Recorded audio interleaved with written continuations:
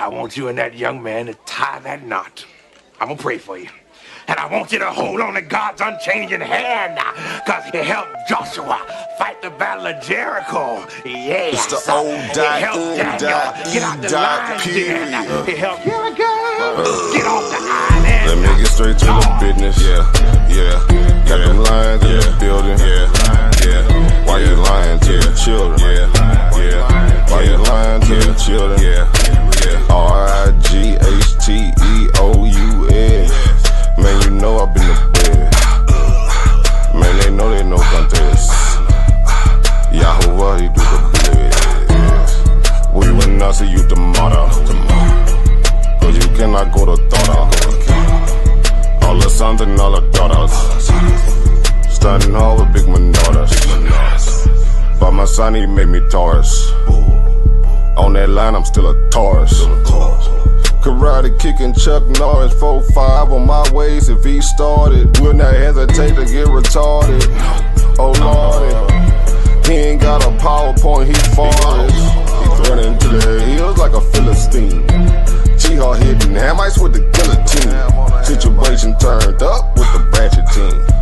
JJ 7000 to the debate league. Yeah, I know them haters gon' hate me, but he won't debate me. Pistol off safety. He respond, come wake me. If I don't get up, nigga shake me. If he don't show up, then he fake G. I touch down and make these nigga nuts hate me. Dear brother.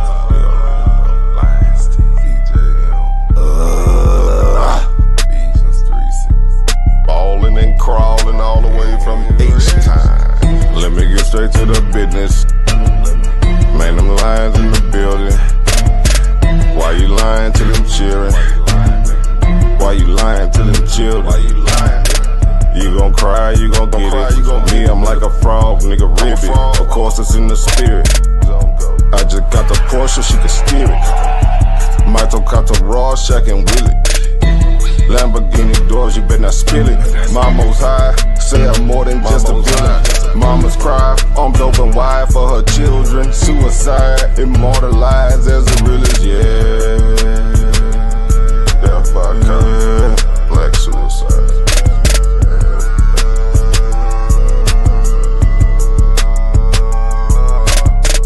Let me get straight to the business. Got them lions in the building. Why you lying to them children? Why you lying to them children? RIGHTEOUS. Man, you know I've been there. Man, they know they no contest. Yahuwah, he do the blitz. Wow, what's that?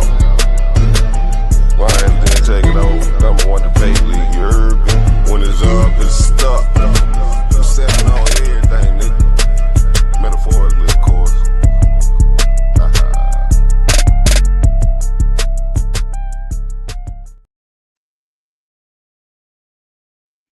Well, all right. Once again, putting it down for you and yours. This is The Lion's Den, the segment titled The Conversation Continues, talking about what's on your mind. And we're your host. You have myself, Brother Mullah Akai, Big Baby Hebrew, along with the seventh answer. She is Lady Karima. And from city to city and state to state without no follow, bleep, bloops, and blunders. When you tune to the Lion's Den, we work miracles and wonders, and we give an honor to the Lord in Christ, from whom all positive thoughts flow. And of course, we would be joined by JT Raw, but he's on hiatus at this present moment. But he'll come back. He's scheduled to come back pretty soon. But in the meantime, between time, we're going to continue the conversation that we dropped last Saturday evening. You know, okay, as promised, a Clockwork Derangement Part 2. But in the meantime, between time, though, we thank you for allowing us to come into your mind, soul, and cipher. And you're going to learn something before it's all said and done. Now, of course, when you come into the Lion's Den, you know the formula that we always rock out with, okay? And that is intelligence, integrity, inspiration, influence, independence, insight, and information. Stone cold information, which leads to us bringing forth the facts. That's FACTS, frequently accurate, correct truths. And of course, when you roll with the Lions, you're rolling with the pride because we're always permanently ready in destroying evil, starting with our own. And you know that we're one of the many factions of the anti-coon movement. And what's a coon, y'all? You know, a complete, obvious, obedient, yes, a boss, nigga. No buck dancing, no samboing, no bed winching, no handkerchief heads, no pickaninnies over here. We don't do that here, period. And of course, this is also the home of point counterpoint. Because sometimes we may not always agree. So point counterpoint, the fancy way of saying debate. And it's a good thing. It helps us stay on our toes. It helps us make sure that we have our I's dotted and T's crossed. And when you put I and T together, you get it. It's imperative to study. It's imperative to cross-reference. It is imperative to check things out for yourself and don't let no one else dictate to you what you should think and how you should think. Now, of course, what makes the Lions Den so dynamic is because it is the high level truthality social media platform. Make no mistakes. And also, we come in the spirit of Isaiah 41, 21 through 24, where the good Lord Almighty says, what? Produce your cause and bring forth your strong evidence. And also, we come in the spirit of 1 Thessalonians 5 and 21, because we're always ready, willing, and able to do what? Prove all things. So as you vibe, click, and politic with us, you're in good hands. Make no mistakes. Okay? And of course, the seventh answer and myself, we're going to be hitting you with Virgo energy. That's right. Yes, we're analytical, we're political, we are critical, but we always strive never to be hypocritical. And last but not least, please observe the house rules set forth by our other lioness, I Am Manna, and that is this. Wipe your feet, mind your manners, conduct yourself in an orderly manner, and enjoy yourself. Because if you get out of pocket at any given time, well, the lioness is going to step up and she will kick you up out of here. And there's nothing I can say or do about it because you brought it upon yourself. Because see, if we are hospitable hosts, we're not going to tolerate rude guests. But wait, there was one factor of the formula of the Lion's Den I forgot. And that's this here. JT, Raw, myself, and the seventh answer, Karima, we're always sympathetic and empathetic to those of you out there who can't handle reality, who can't handle truthality, who can't handle the facts. Well, though we're sympathetic and empathetic, we ain't gonna compromise it for nobody. So you can just skedaddle, keep it moving, leave, because you will not be missed. And so now, with all those formalities out the way, let's get right to it. We're gonna pick up from where we left off last night, right? Tonight, a clockwork deranged. Now you may say, well, why do I say a clockwork deranged? Well, about 54 years ago, there was a very disturbing movie, released way back, titled A Clockwork Orange, which starred Malcolm McDowell.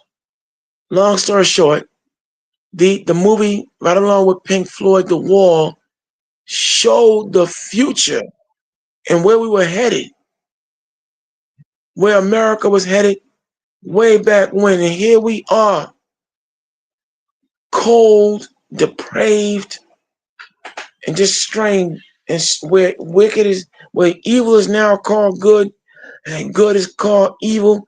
In the book of Isaiah, the 5th chapter, the Lord said, woe to those who do that. But a clockwork deranged, because America, like clockwork, is just deranged. Everything is topsy-turvy. We're going to be covering tonight the mass shootings that transpired out of Brazoria County, Texas, and Montgomery, Indiana. Okay? But before we go there, though, we're going to also be covering Proverbs, not so much Proverbs, the 31st chapter. What we're going to be covering is Colin Kaepernick, the fallout involving Colin Kaepernick. Last night, Lady Karima gave you a prelude with OG Willie D, talking about how people are upset across this country with Colin Kaepernick daring to finance an independent autopsy concerning one Trey Reed, who was found hanged at Delta University in Mississippi. Well,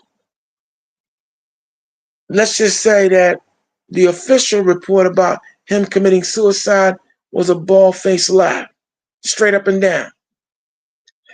We're going to also be talking about the September 14, 2025 murder, lynching of Demetrius Moore out of Pine Bluff, Arkansas.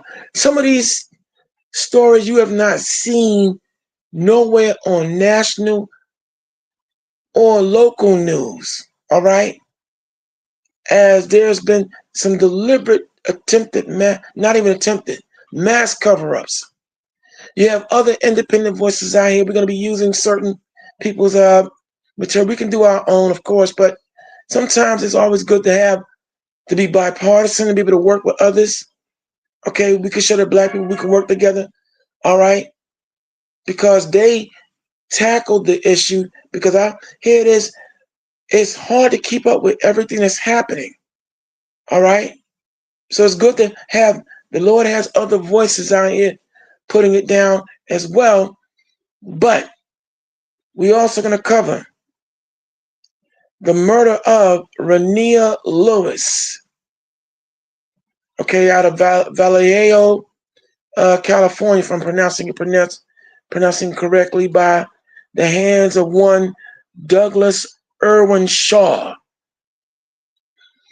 Now, there are a lot of people out here saying some very mean things, very cruel things in reference to Miss Rania Lewis, but I'm not here to judge. That's not what I'm here to do. What I'm going to do tonight is cover her murder, being dismembered, all right? And we're going to address the fact that, there's a lot of white men brutally murdering Black women out here. And some of you, I'm not hearing all you divestors out there talking now. Yeah, that's right. We're going to talk about, here there's Charlie Kirk and all you Turning Point USA Black men commit the most crimes. But yeah, here it is. You got your boy. Here it is yet again. One of your clan bears chopping up and dismembering a Black woman and putting her in a wall. And for some of you sisters out there, we're gonna make it a racial issue, because you know why? Everything is racial. And we're gonna be covering also the murder of Mingo DeMar Allen. This happened back in April 2025 Before there was Trey Reed, there was Mingo DeMar Allen. We're going to talk about his murder. Okay? So without further ado, right? Here's how we get down. We're not racist. We're not bigoted racists. Not at all. But here we do roll in the spirit of being a nationalist racist. Now, what does that mean? Because some may say, well, what's the difference between being a nationalist racist or bigoted racist? And I'm going to answer. A nationalist racist is that man or woman who walks proud of his people, who has no problem, he or she, acknowledging the positivities that their race brings and also renouncing, and if need be, correcting the wrongs of the underbelly of their people. A nationalist racist is someone, he or she, that demonstrates true patriotism and is unapologetic when they stand and defend their people at all costs. Okay?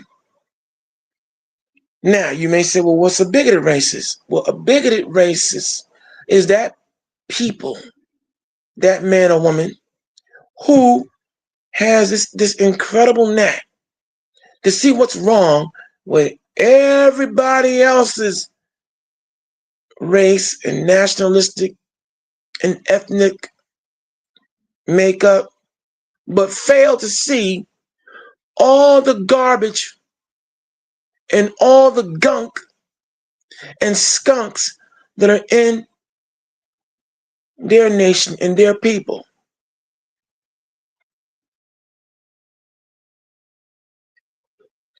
But again, we don't do that here. We're nationalist racist and we're unapologetic in that, but we're not bigoted.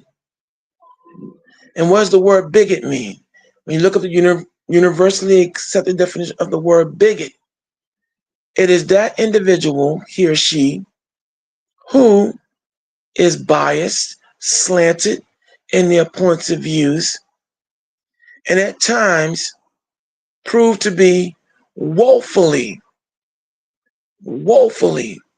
recalcitrant, which is a fancy word for saying stupid.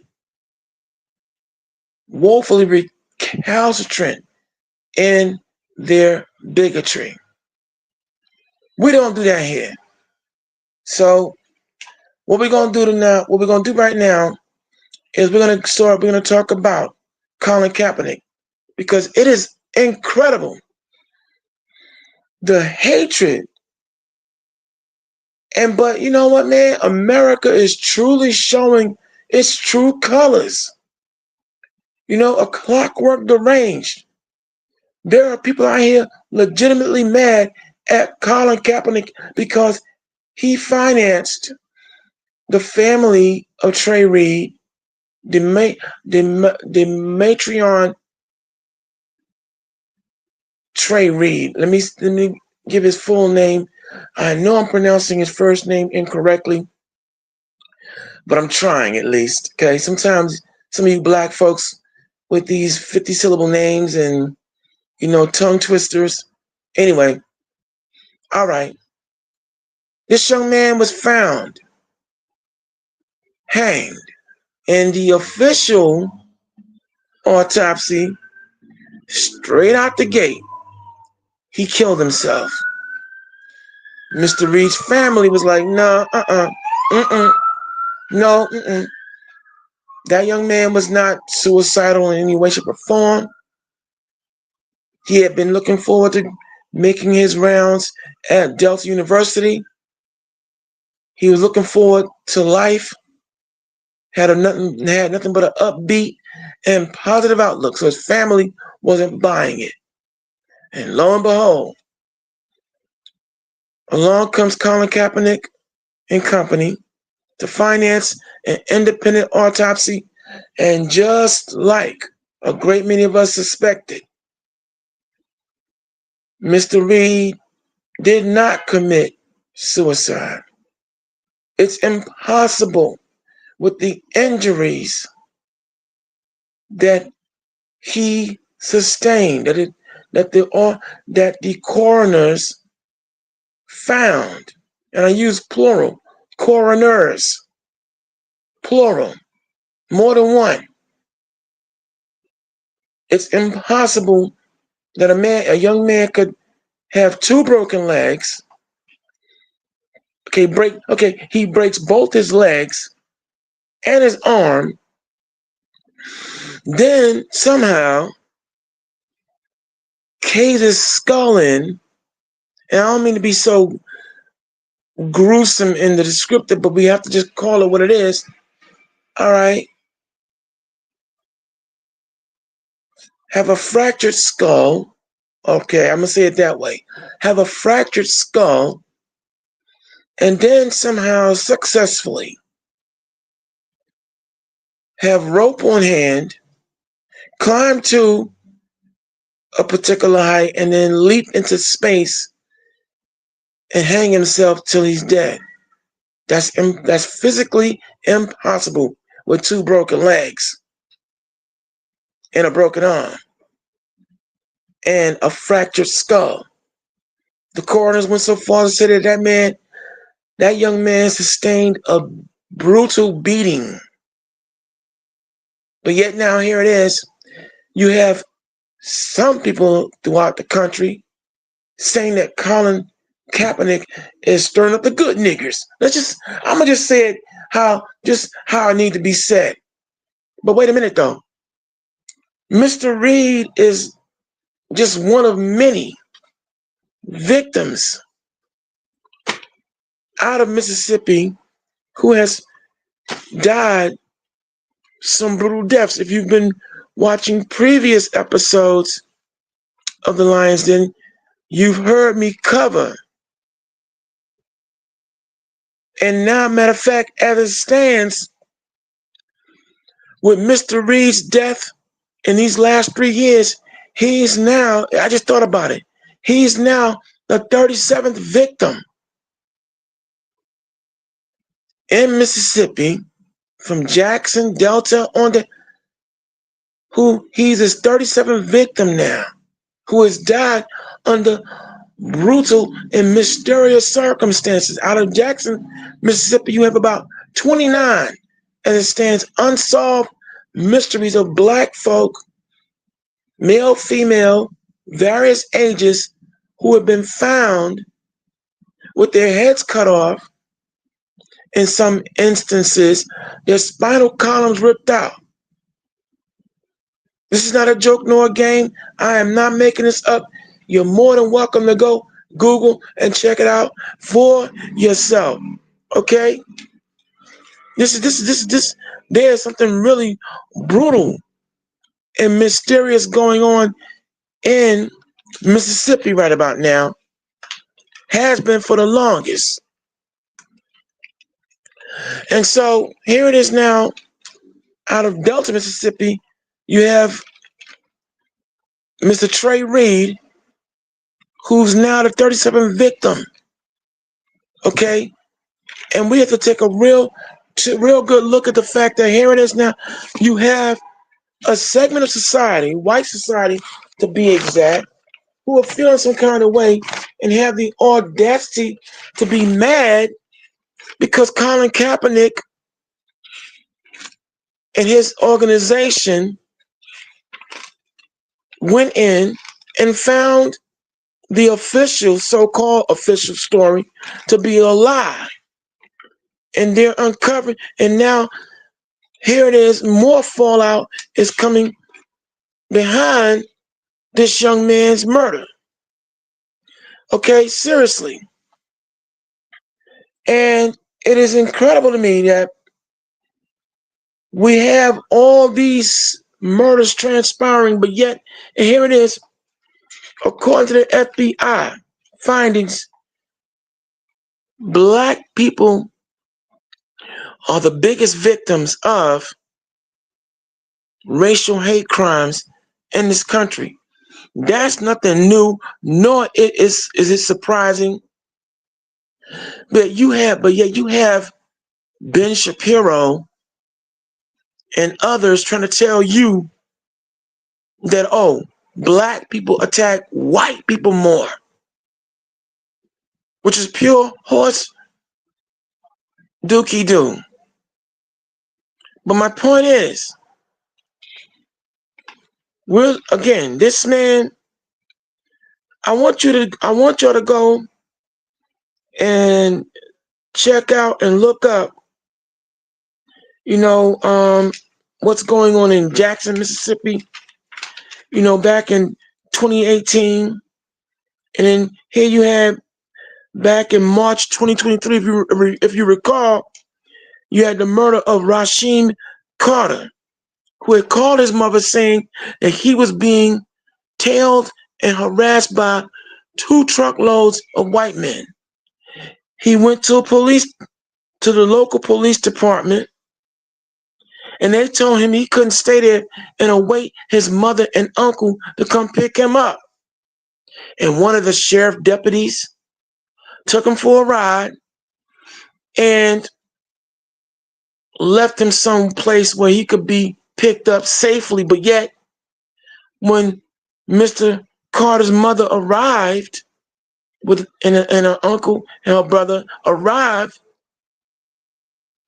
they would find Rasheem Carter in a box.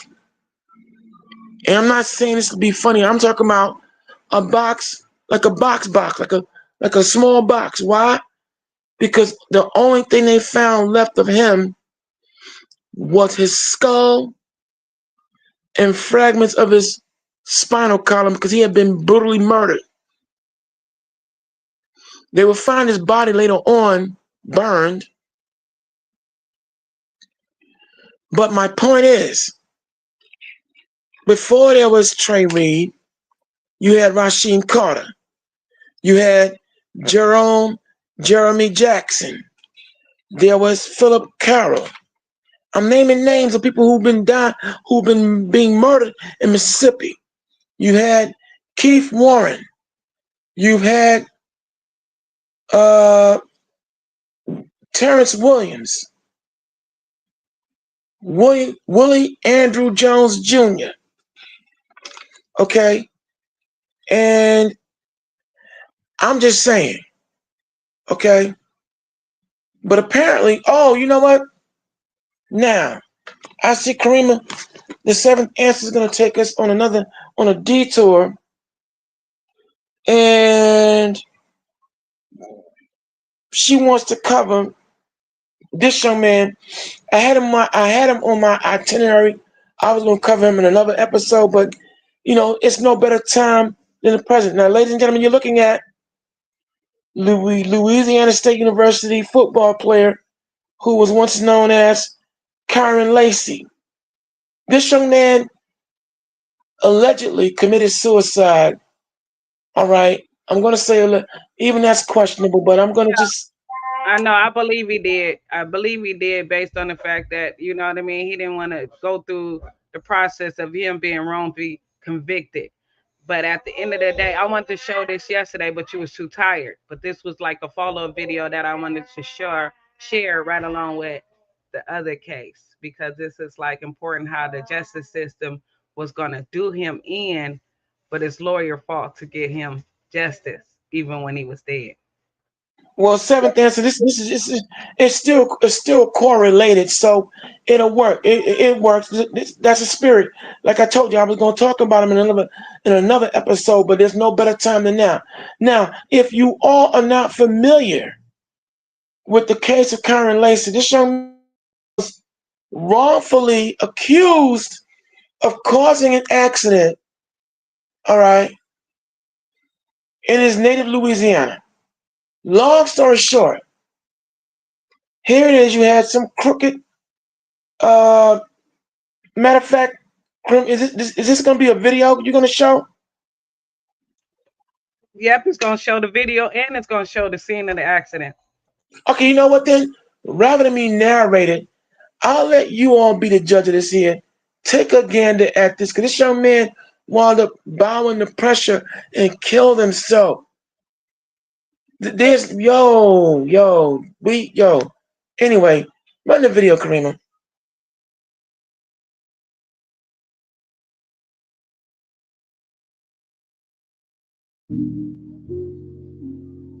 Digger Earls, the attorney representing Herman Hall's family, says he has been involved in a lot of high-profile litigation over his career and says he has never seen a name withheld by officials because someone was a high-profile individual.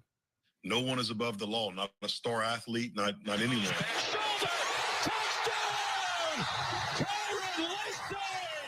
Former LSU wide receiver Kyron Lacy is being accused of negligent homicide and hit and run for his involvement in the death of 78-year-old Herman Hall. Was a great man with a loving family. He leaves behind a wife who unfortunately has debilitating injuries from this accident as well. She was in the car with him.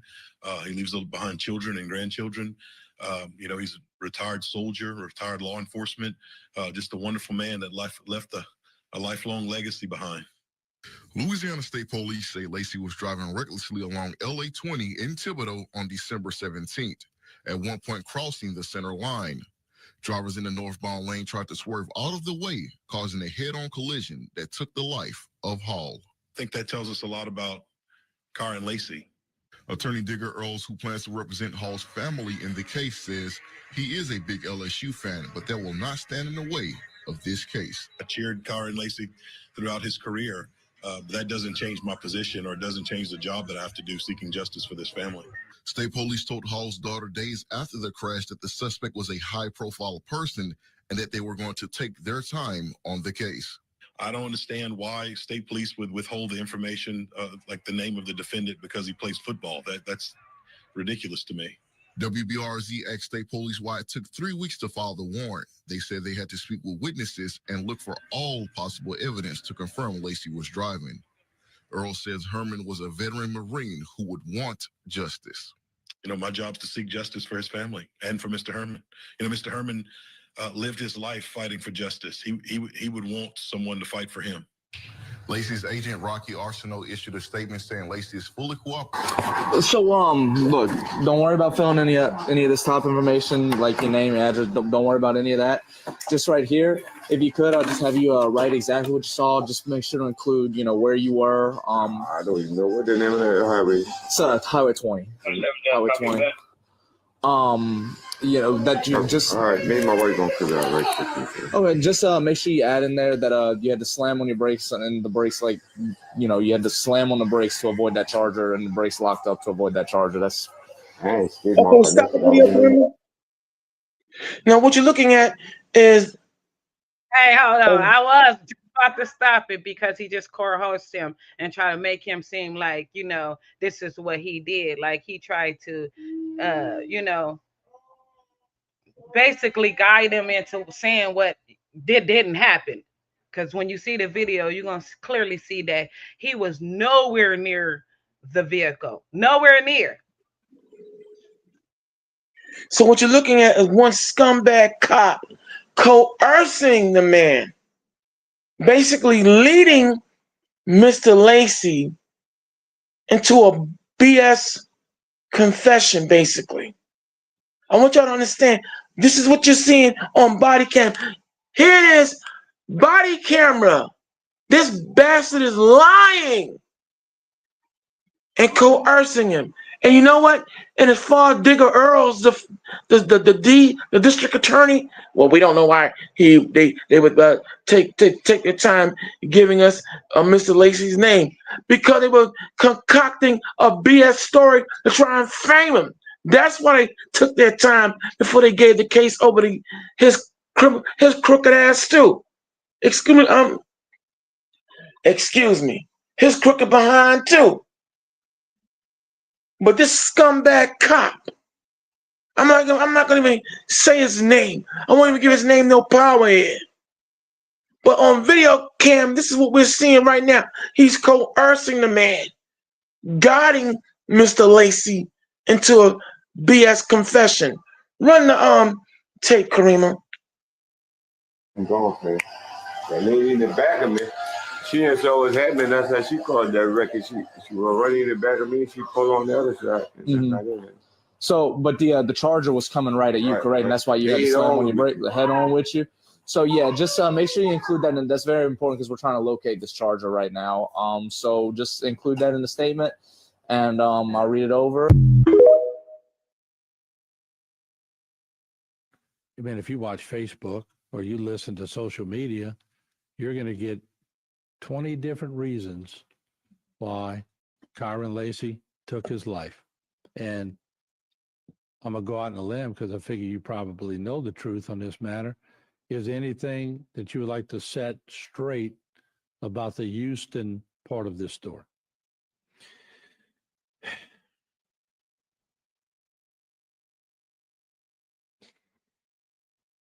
I don't know that the Houston part of this story didn't upset me more than the front end. Let me just say this. Kyron Lacy went to Houston that Friday with his mind made. He was suffering. There was a point in time that night at his apartment, the apartment that he, his little brother, and his cousin were in. His mind was made. He wanted the keys to that vehicle to, I don't know how to say this, to take his life. Yeah.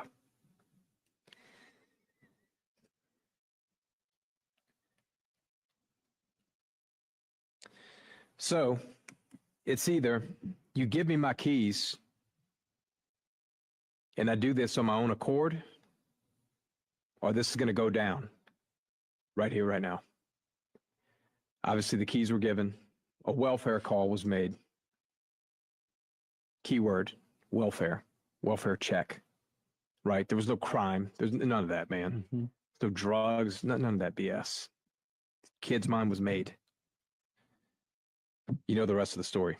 So he told whomever he was with that that was the place and time. Wasn't there a shot fired or something? That's how he got his keys. I think that's how you're showing him. And by the way, the shot was fired in the ground on purpose to let them know the seriousness of what was going on in his head. So he wanted their attention. He wanted his keys. Yeah. And they knew not to give him his keys. They knew it was going to happen. But what are you going to do? You going to watch it go down, or are you going to give him his keys? Right. His mind was made. Social media killed him. Killed him. Mm-hmm. All those tough guys behind the computer, yep. Same ones that are come after me when I do this interview, mm-hmm. Those guys. I need everybody to drop some prayers for Kyron Lacy family, because he was just found innocent in the car accident that killed a 65-year-old man. The police orchestrated the scene to make it look like Kyron Lacy did it, but he didn't. And he was on investigation for a while, and he committed suicide because of this. This is the worst thing I ever heard in my life. This is crazy. Everybody involved need to go down and prosecute it. The family is going to need some prayers because he was just found innocent. Kyron Lacy, the LSU wide receiver, he was played with Malik Neighbors, and I think Jaden McDaniels too. Jaden Daniels. Could you stop the video for a second? See, the narrator here is making a mistake. He wasn't found innocent. He was innocent, period. They knew he was innocent. Yeah, but he still went to court. His attorney is going to get into it, and he's going to fight for his innocence because they still try to accuse him. The DA was still trying to prosecute this dude in his death. You feel what I'm saying? So his attorney promised him. He asked him. He said, "You got me?" He said, "I got you," and he got him. And he that's the reason why they're saying this. So wait, they didn't just double down, they quadrupled down to try to get this kid. Even when he killed him, wow. This video, damn. It ain't even got into it yet.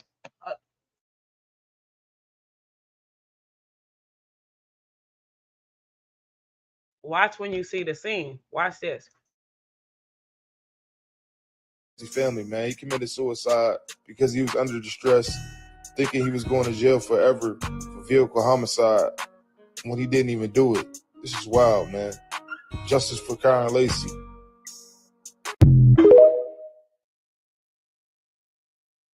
Make sure you add in there that you had to slam on your brakes, and the brakes, like, you had to slam on the brakes to avoid that charger, and the brakes locked up to avoid that charger. That's, In her words, I see the charger approaching. Well, my question to you now becomes, how did you see that vehicle approaching, yet your data says you never touched your brake? And social media killed him. Killed him. All those tough guys behind the computer, same ones that are come after me when I do this interview, those guys.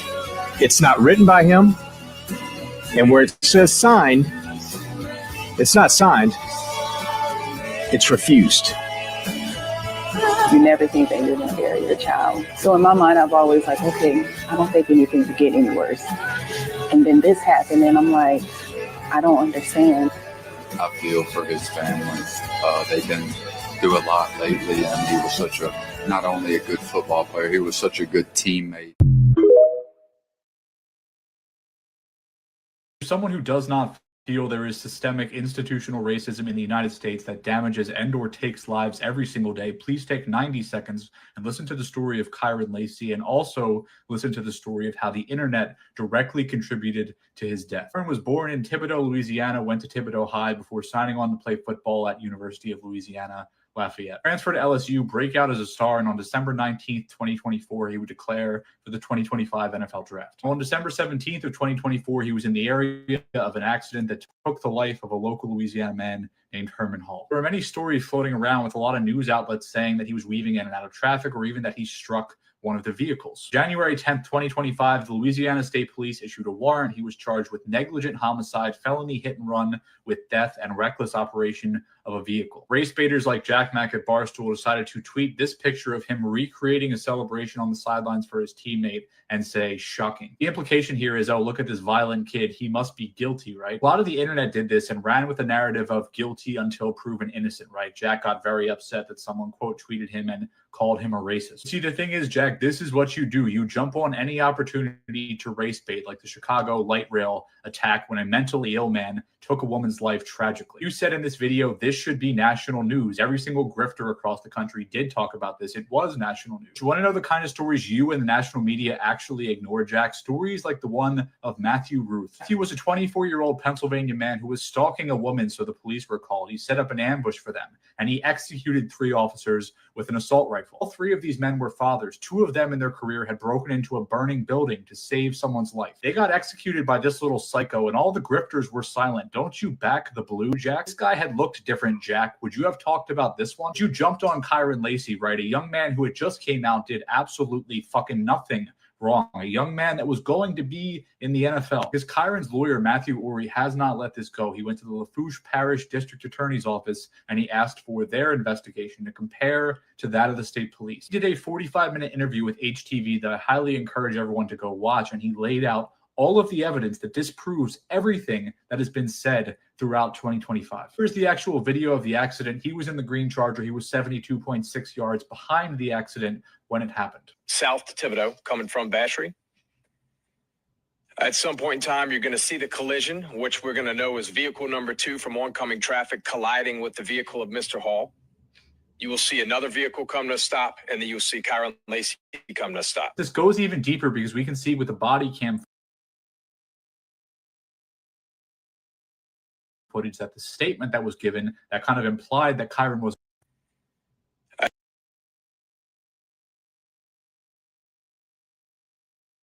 at some point in time, you're going to see the collision,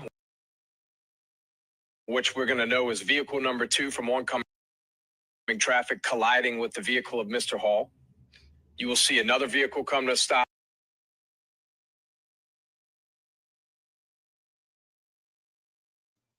His vehicle, see, the accident already occurred. He slowed up. That was his vehicle. His vehicle is the green vehicle. The accident already happened. So, and there was witnesses that lied. You feel me? But he was in the green vehicle right there. He was nowhere near it. He slowed down. They lied.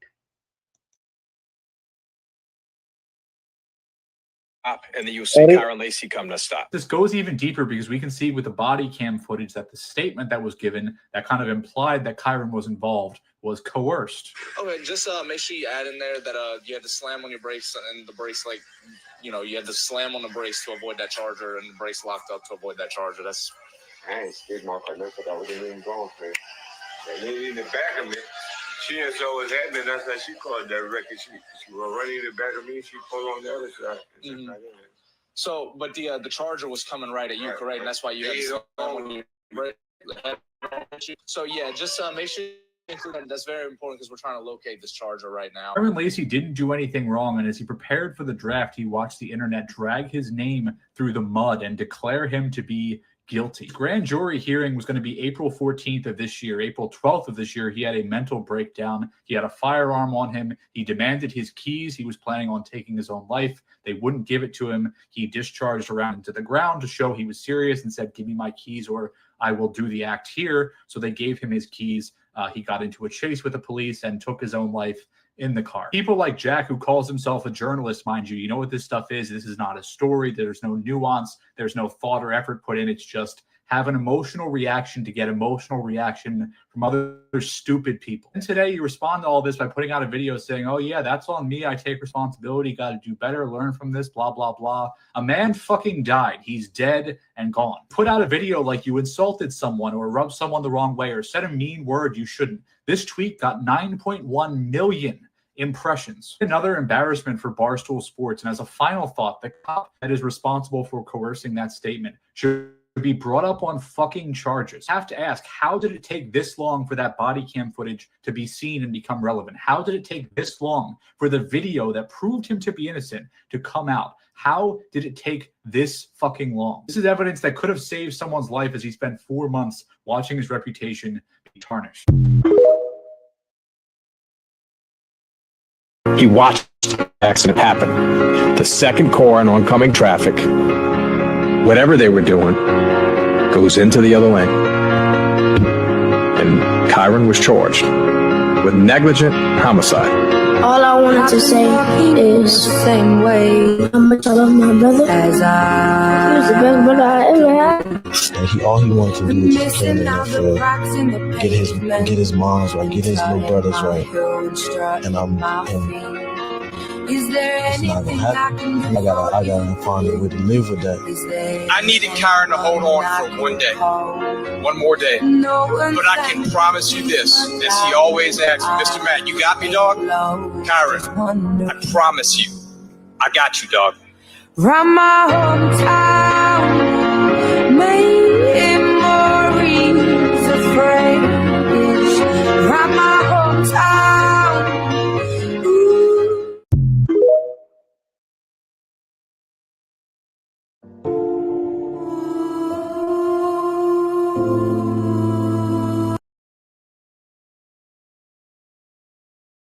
Evasive action to avoid impact with the Dodge, it crossed the center line and collided head-on with a southbound 2017, meaning he was behind the crash. The crash had already happened. And in this footage you are going to see, which Matt Ori states, is that he was about 72.6 yards away by the time of impact of this crash, meaning that there was no actual physical way that his car caused this. So what you'll see is in the top left of the screen, you're going to see multiple cars just making their way south to Thibodaux, coming from Battery. At some point in time, you're going to see the collision, which we're going to know is vehicle number 2 from oncoming traffic colliding with the vehicle of Mr. Hall. You will see another vehicle come to a stop, and then you'll see Kyron Lacey come to a stop. So as we've seen the video. So let's try to simplify what we just saw. In the video, we see the accident happen, the impact, V3 being Mr. Hall. We then see a car behind Mr. Hall stop. The second car that comes behind that car is Kyron in V1, which means he was nowhere near when this crash happened. Now, V2, who ends up swerving left and hitting Mr. Hall, is the one who's going to end up saying that the green Charger is the one that was coming over into the wrong lane, which caused me to hit Mr. Hall. Now, the biggest witness in this is Gold Truck, who is being tailgated from behind from V2. And Gold Truck goes right. V2 goes left. And this is when Gold Truck gives his witness statement and states V2, the woman behind him, is the one who caused that crash, not the green Charger. That then brings us to the body cam footage of the police officer going to the Gold Truck, the witness here, to get a written statement who was involved in the crash.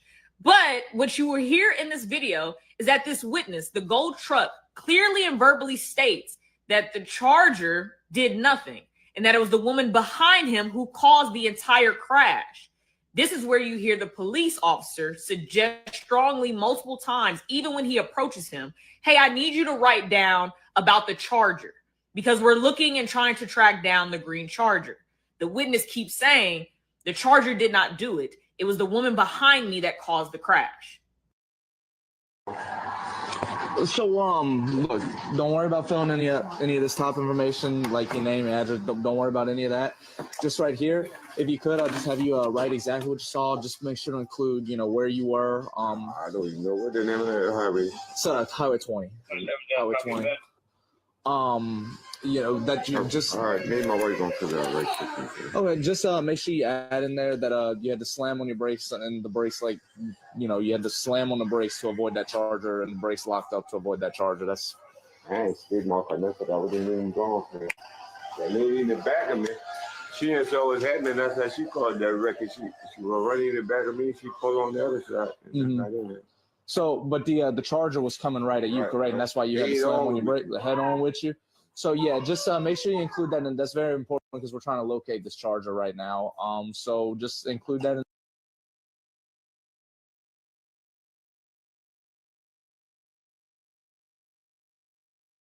I know you got something to say. Of course I do. Straight lying. They're straight lying. Like I said, the coercion, it was so blatant. Okay? And here it is in the end, what it was, they were just trying to go after a big fish because you had the so-called hotshot DA along with this stupid ass cop looking to make a name for themselves. And at the same time, and of course, the hate. Go ahead, Kareem. Go ahead. Now you getting it. Now you putting the pieces together. You know what I mean? They all play into it. This is another big fish, just like P. Diddy, the rest of them. This was a bigger fish. Homicide, like this was a big fish, and you know what I mean? He basically, in a negative way, you know what I mean? Won. Wow, man. And plus, here he was on his way to the NFL. Oh, they just had to put a stop to that too, The hate. Don't forget the hater. The hater rate is strong with them. Wow. Anyway, run the video, Karima.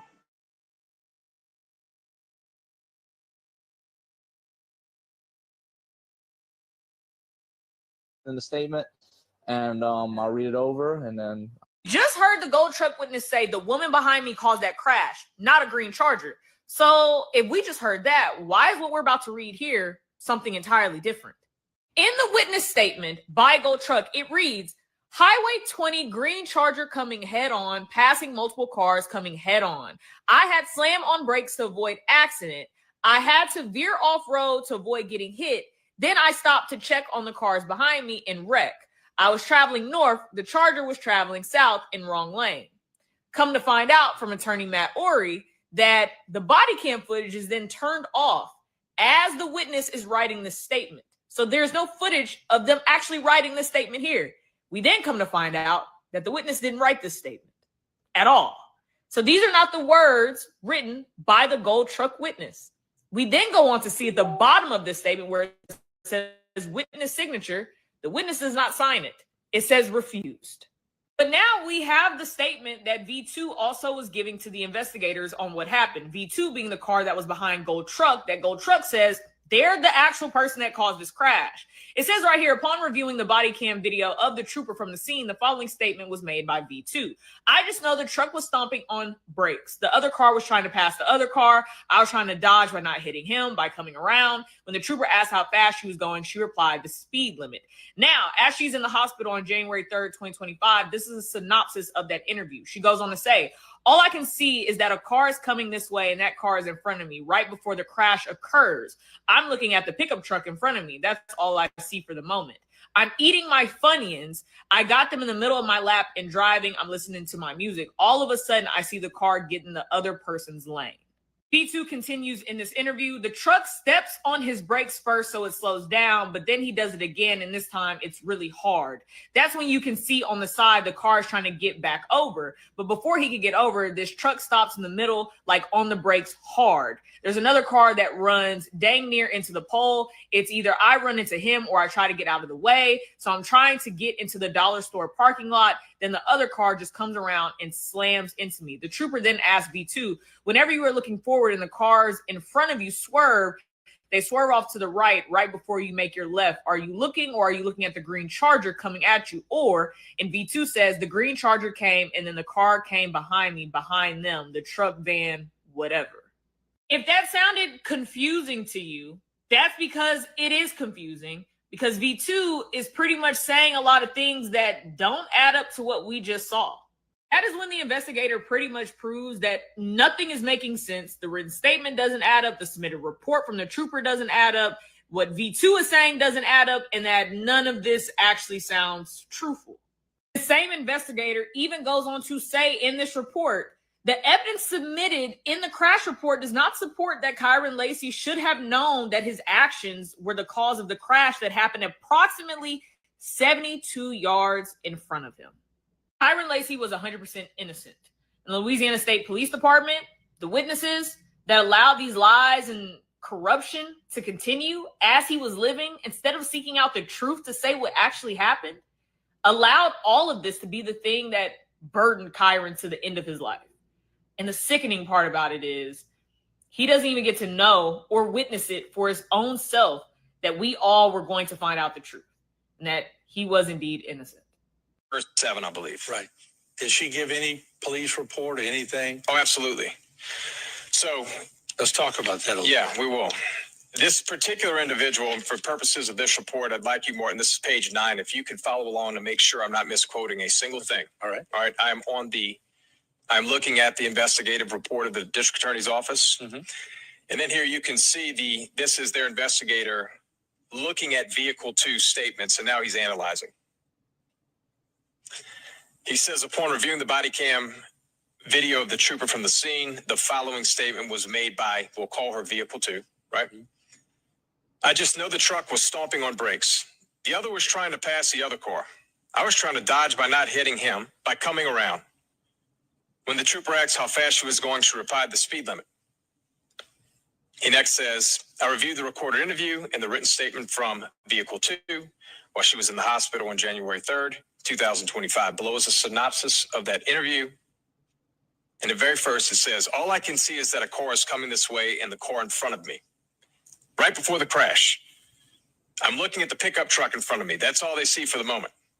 I'm eating my Funyuns. I got in the middle of my lap and I'm driving. I'm listening to my music. All of a sudden, I see the car get in the other person's lane. The truck, end quote, steps on his brakes. First, so it slows down, but then he does it again, and this time it's really hard. That's when you can see on the other side, the car is trying to get back over. But before he can get over, the truck stops in the middle, like on the brakes, hard. There's another car that runs damn near into the pole. It's either I run into him or I try to get out the way, so I'm trying to get to the dollar store parking lot. Then the other car just comes and slams into me. The trooper asked vehicle 2, whenever you're looking forward, or the cars in front of you, they swerve off to the right before you make your left, or are you looking at a green Charger coming at you? Or, end of quotes. Vehicle 2 responded with, the green Charger came, and then the car behind me, behind them, the truck, the van, whatever. The trooper does not ask any further follow-up questions to get a better understanding of what she was saying for this answer. Now remember, I'm reading what the investigator's saying. When vehicle 2 states the truck stops in the middle of the road like on the brakes hard, This statement indicates that the gold truck stopped in the middle of the lane and not, in quotes, swerving off to the right. This would also show that vehicle 2 would have steered to the left to avoid contact with the gold truck and not Kyron Lacey.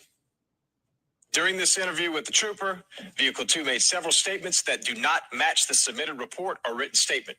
Instead of questioning vehicle 2 for more details, the trooper attempted to recap what she was saying, which seems to contradict her statements. While doing this, the trooper is the first to talk about the gold truck swerving off to the right. Then when it came to obtaining the written statement, the trooper tells vehicle 2 what to document on the statement as she is writing. Yeah, so what you'll see is in the top left of the screen, you're going to see multiple cars just making their way south to Thibodaux, coming from Vacherie. At some point in time, you're going to see the collision, which we're going to know is vehicle number 2 from oncoming traffic colliding with the vehicle of Mr. Hall. You will see another vehicle come to a stop, and then you'll see Kyron Lacey come to a stop. So as we've seen the video, it looks like the impact happens, and then Kyron Lacey is behind him. How far away was he from there? Well, yeah, that's the beauty of the investigative report that I now have my hands on. We know from data that Kyron Lacey did, in fact, pass 4 cars. There's no disputing that. Further north, Kyron Lacey passed 4 cars. However, he was back in his lane of travel, 92.3 yards. Back in his lane, behind Mr. Hall.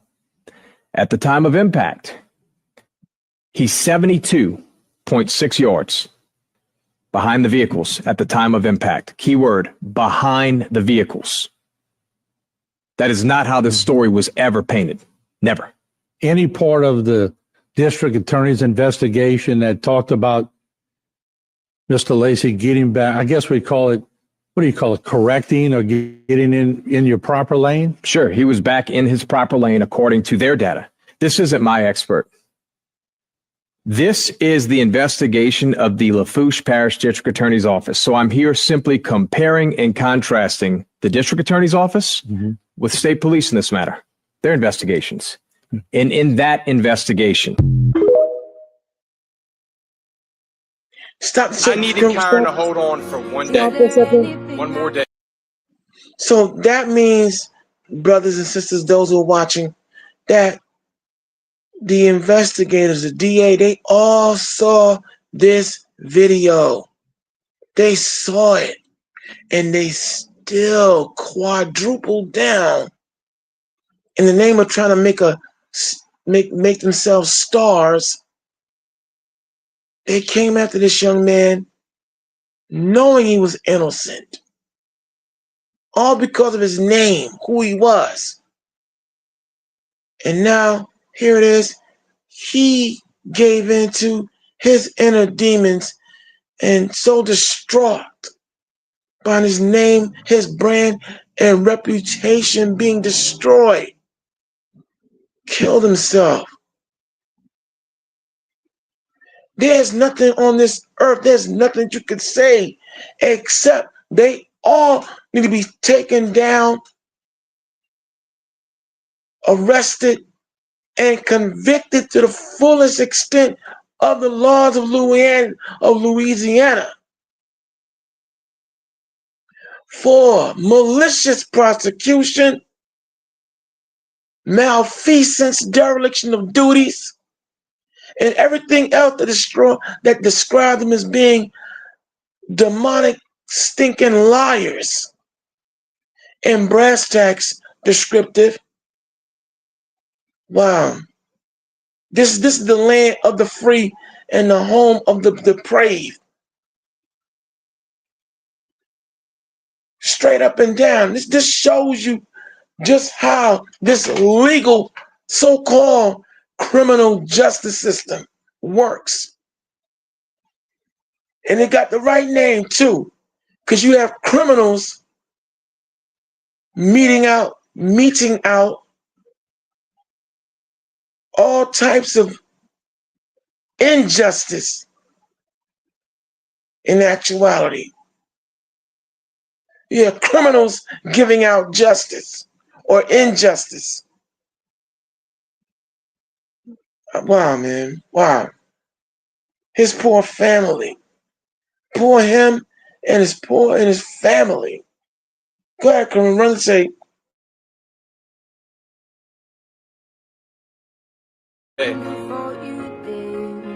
But as you can see, God needed him sooner. But I can promise you this, as he always asks me, Mr. Matt, you got me, dog? Kyron, I promise you, I got you, dog. From my hometown, memories of friends. From my hometown, ooh, the people I've made. How the wonders of my world. How the wonders of my world. How the wonders of this world. How the wonders now. I like it in the city when the air is so thick. In your lane of traffic, but you never thought to just tap the brakes? Really? Data is accurate. The black box is accurate that says that you never touched your brakes. You never touch your brakes the last 5 seconds until 0.5 seconds before the impact. That's their data. It's not mine. Proceed. What did you find out after that? So what I was curious about here, most importantly to me, in terms of the oncoming traffic, right? So I'm looking at that gold truck. I want to know what they said, when they said it, what were the circumstances, how did this come about? And this is where it really starts tying together, right? The gold truck, they end up getting a statement from this individual. There's two of them. The very first one, what I noticed on the body cam was that the conversation was going on for 4 minutes and approximately 30 seconds prior to the body cam being activated. And of course, when the body cam's activated, I don't know what you said those previous 4.5 minutes, they end up at this individual's house to obtain a statement. I want to play right now how that statement started. Okay, let's roll that in.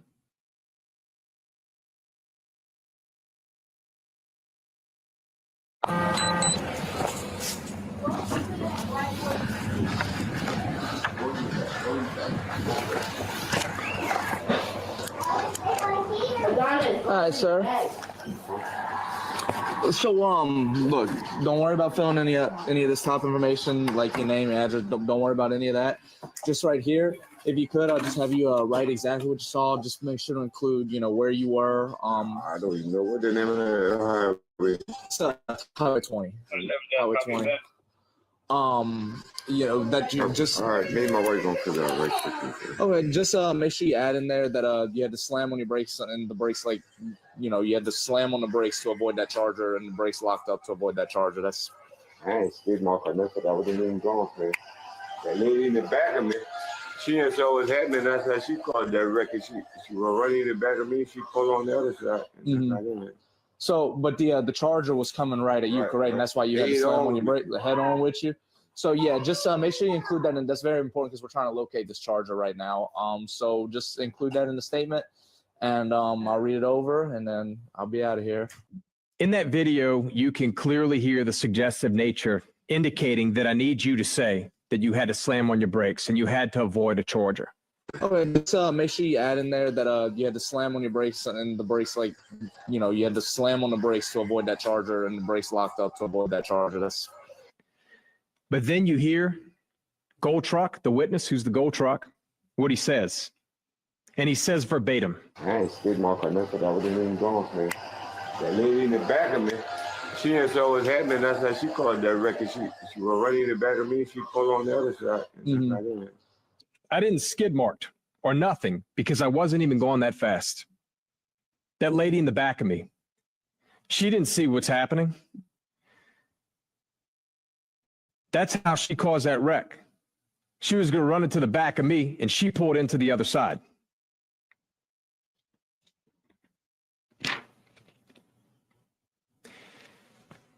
But there's a bigger problem. I then obtained the actual written statement.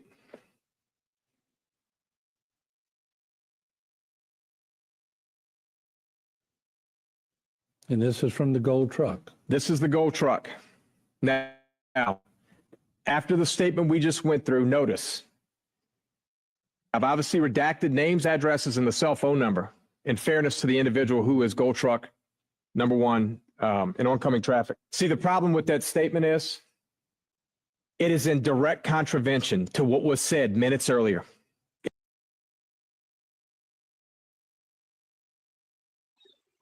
Okay, so basically, I'm gonna get right to it.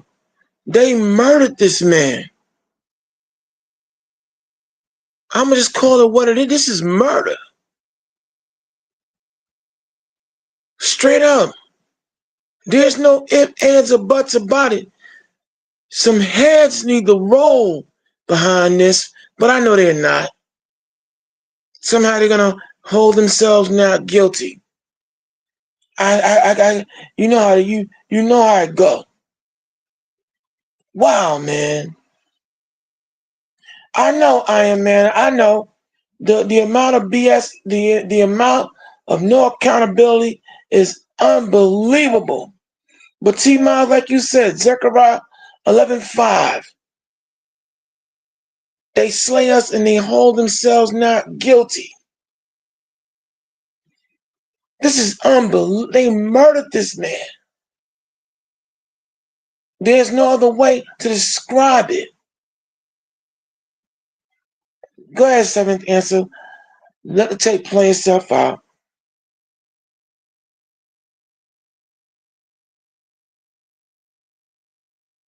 The gold truck. Now, after the statement we just went through, notice I've obviously redacted names, addresses, and the cell phone number in fairness to the individual who is gold truck number one in oncoming traffic. See, the problem with that statement is it is in direct contravention to what was said minutes earlier.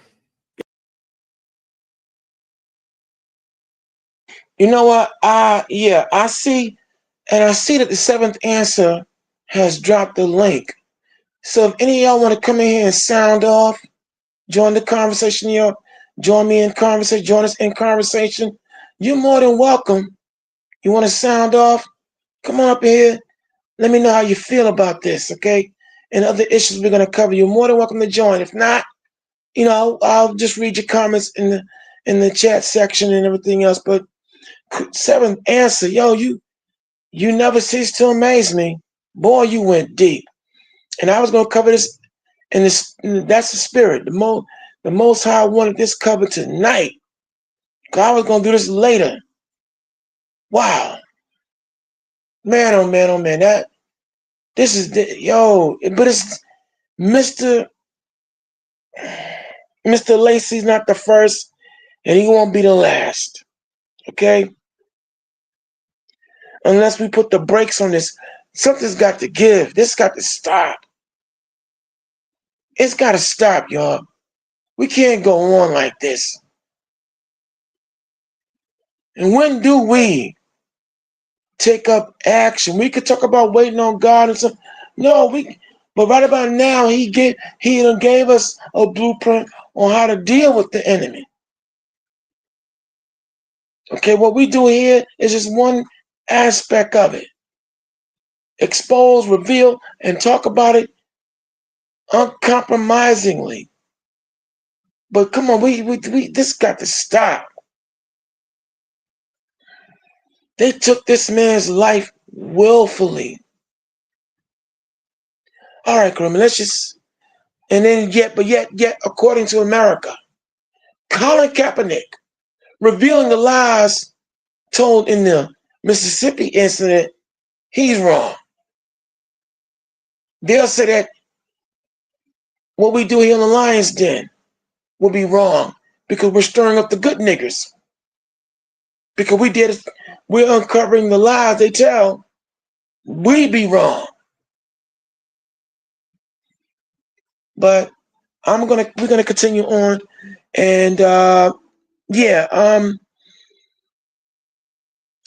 would like for you to cue up the first video, Karima, Proverbs 31, Sister Deborah. You know, because I want to just, just let y'all know there are other voices out there, and I listen to them. I've conversed with some of these people personally, firsthand, okay, in their chat, or when they do live, I've called in. But this is bad. This is really, I know it was bad, but wow, this is just wow. And I can't imagine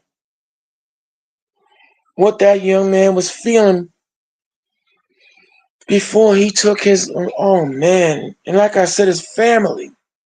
There's no amount of wrongful death money you could offer me to back up and leave this alone. Everybody involved in that need to be dealt with to the fullest extent of prosecution. I want to be careful with my words. But this is indeed America. Now you see why, if indeed a divine judgment is now on this place. But like I said, the Lord can't come fast enough for me, even if it means me being wiped out too. Look, man, they don't deserve another day in rulership. To see all these events going on, and yet here I can't do anything about it like I would like to do. And it needs to be done. Anyway, we're in our first hour. We're talking about, a myriad of issues. We just saw basically the execution of Karen Lace. All right, Louisiana State University, former Louisiana State University football star. Who took his life due to being wrongfully accused, his reputation ruined, and whatnot. So let me just see who's talking in this first hour. Yeah, Iron Man, I see you. I see you up in arms about this. And I'm saying peace to you, to T Miles, Coliseum of Arguments, peace to you as well. That's right, Coliseum. Tell them, like, share, and subscribe the show. Yeah, Iron Man. You know what, Iron Man? I agree, sister. This is a very sad and angering case, okay? And yeah, a lot of us are saying, what is the Most High indeed waiting on? We need him now. Okay? Let me see what else you said. You say his death is suspect, Iron Man? I'm just going to go with the suicide angle. I can see the pressure. I can see how that could be the enormity, the fear. I just wish that he would have been able to maintain and contain himself to stay around for his family.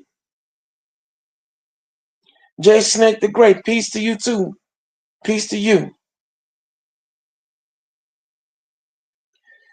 Iron Man, I just watched this BS. The amount of unaccountability and wickedness is stupid for all to see, and yet what? Yet, isn't that something? Here it is. I don't know why they have body cams. I don't know why they have body cameras. Because here you see them committing criminal acts on body camera, and they, in some instances, still get away with the criminality. But it's their law enforcement. It just shows you the demonic angle that is in all aspects of governance of this country. And you're right, Iron Man. This got to be Satan's reign. As the dark saying in the Bible, Job 9:24 says the earth has been given into the hands of the wicked. They've been given their time, but they got to go. They got to go. Yes, big Mississippi, we are going to talk about Rosario County, Texas, where a mother shot 4 of her children. We're going to talk about that. We're going to talk about that. Most deaf. I saw that story. That's in our itinerary, but I don't want to keep you all too long because I know some of you got to go to work. So, welcome to another episode of the Lion's Den. This is part 2 of a Clockwork Deranged. Some of y'all rolled out with me last night. This is part 2 to that. And here, like clockwork, we're seeing the deranged and the diabolical and deviousness being revealed nonstop every day now. Okay? So now we're going to go into the different voices and their opinions on Colin Kaepernick. This is Sister Deborah. Okay, let me slow down. I'm so worked up. I'm talking too fast, and I'm stumbling over my words. Okay, she hosts a show titled Proverbs 31, talking about the virtues of a industrious Israelite woman. There are some incremental differences we have in certain beliefs in the faith, but she's still on point. So we're gonna get her spin on the fallout now with Colin Kaepernick, and here we go. Fair use, y'all. Fair use. Go to work, Karima.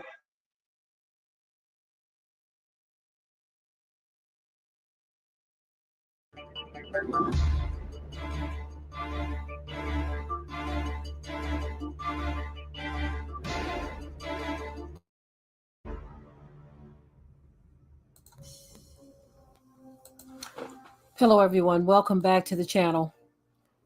I have an update for you all on the situation with the young man that was found,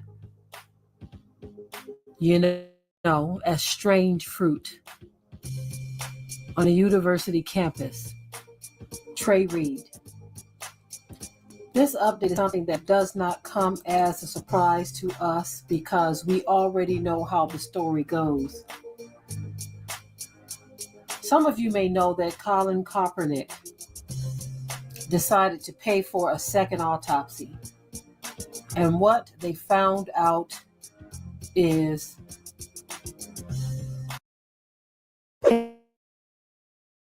Hey, California homeowner, did you know that if your solar panels were in Yeah, unfortunately, they be commercial late in these here on YouTube to death. So excuse it.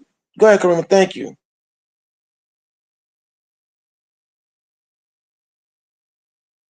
This is why it is so very important that we pray. We're going to get into that in just a moment. But the autopsy revealed some very, very disturbing things. Something we already knew. He did not do this to himself. The second autopsy showed something totally different than what these lying demons said. How many lies do you have to tell before you finally... I guess there's no answer to that. Because when you are a liar, you will keep on telling lie after lie after lie until your dying day. What they did to this young man is terrible. I'm going to share with you the details in just a moment. The back of the head was, someone did blunt force trauma to the back of the head. Sounds as if his body was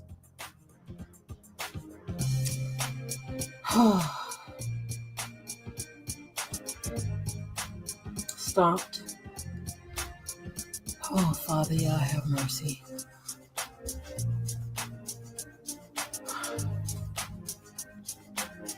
These people are terrible. They are some terrible, awful, demonic, wicked people. And Father, Yah, we pray that with your mighty hand, that you will pour out and unleash some judgment on these wicked people, Father. Oh, Father,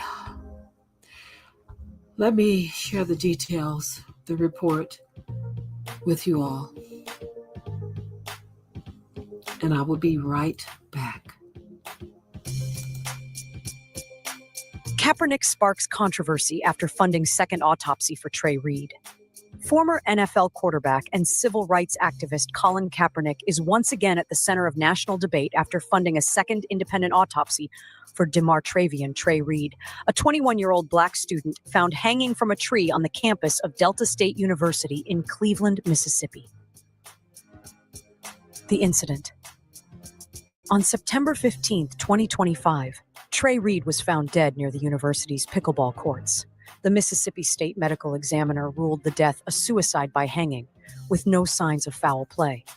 Reed's family, represented by attorney Ben Crump, raised concerns about inconsistencies in the investigation and requested a second autopsy. Kaepernick's role. Through his Know Your Rights Camp autopsy initiative, Kaepernick funded the second autopsy conducted by Dr. Matthias I. Okoye, a board-certified forensic pathologist. The initiative was launched to support families who question official autopsy findings, especially in cases involving Black victims and potential state negligence. Crump stated, Trey's death evoked the collective memory of a community that has suffered a historic wound over many, many years and many, many deaths. Peace will come only by getting to the truth. Backlash and racial tension. Kaepernick's involvement has triggered backlash from conservative commentators and some white community members who accuse him of stoking racial division and undermining law enforcement. Social media platforms have seen a surge of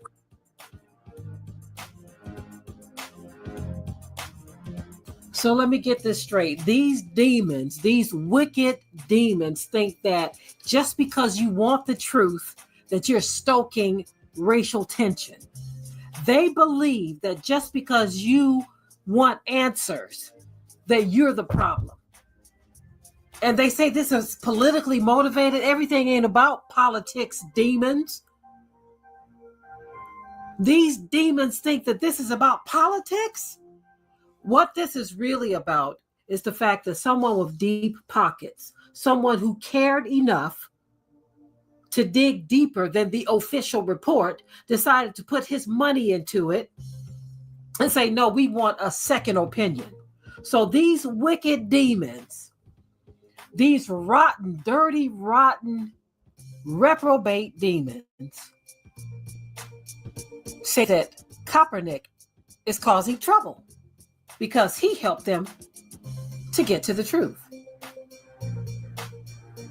And they even believe that he's interfering with law enforcement.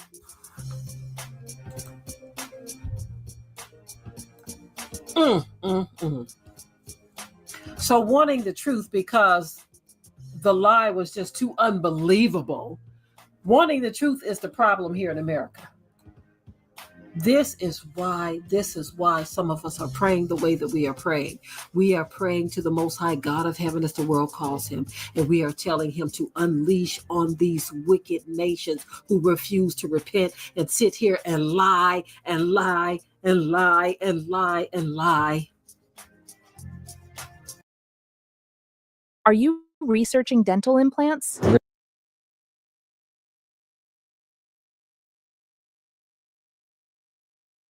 This is why the scripture says, and they shall be called the border of wickedness. It pours and oozes out of their veins. And the last video that I just did, those of you who saw it, they got the nerve to say that so-called Black people are evil, monstrous, murderous people who are like beasts who kill, steal, and destroy. My. They said that about so-called Black people.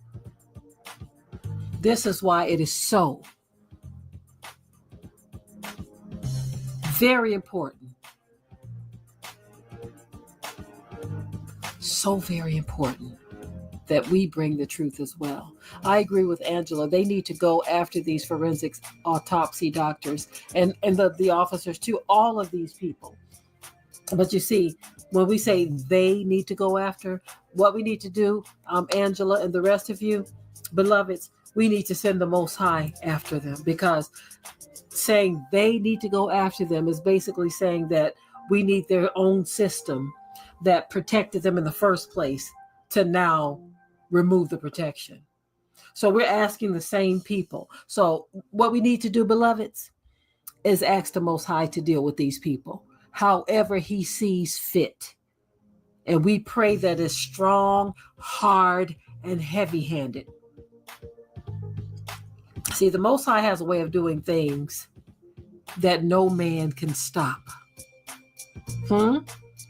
These people are so wicked that they think that they can get away with any and everything. Bethia, if it was, they probably threatened him or paid him off.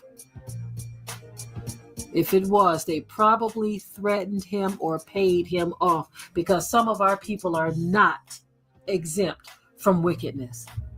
But then sometimes there's the element of fear. Sometimes they will pay or scare you into submission. This is the kind of wickedness that we have been dealing with in this country for far too long. And they are not sorry. They are unrepentant. This is an unrepentant nation. And that's why it's going to take the judgment of the Most High. It's going to take him. See, we can't do nothing with this. This has to be put in the Most High's hands, straight up. Because we can't do anything with this. At this point, anyone who is not praying for the Most High to judge, you're part of the problem. There are literally some of our people who will pray for the Most High to have mercy on the perpetrators. And they don't have too much to say at all about the victim. That is that sickness that some have just wrapped themselves in.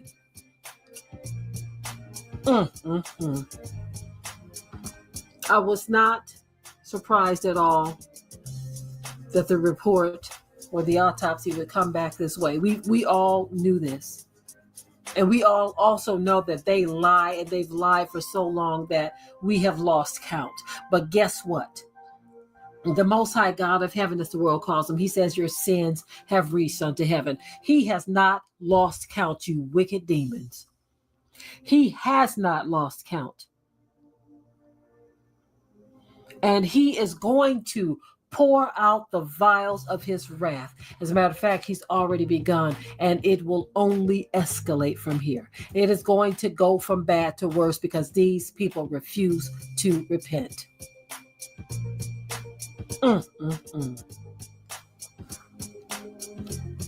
The cover-up that has been happening for so very long, the Most High is uncovering.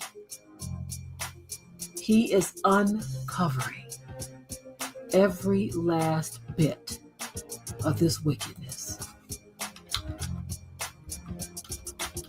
And he's going to use whatever method he chooses.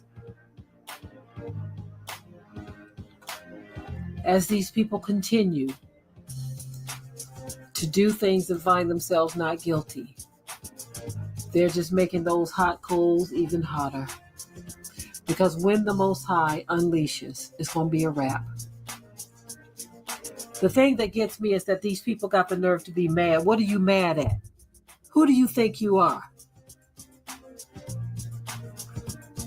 They are blaming Kalanick for wanting to get the truth. So in their minds, we should just accept the official story. Don't look any further.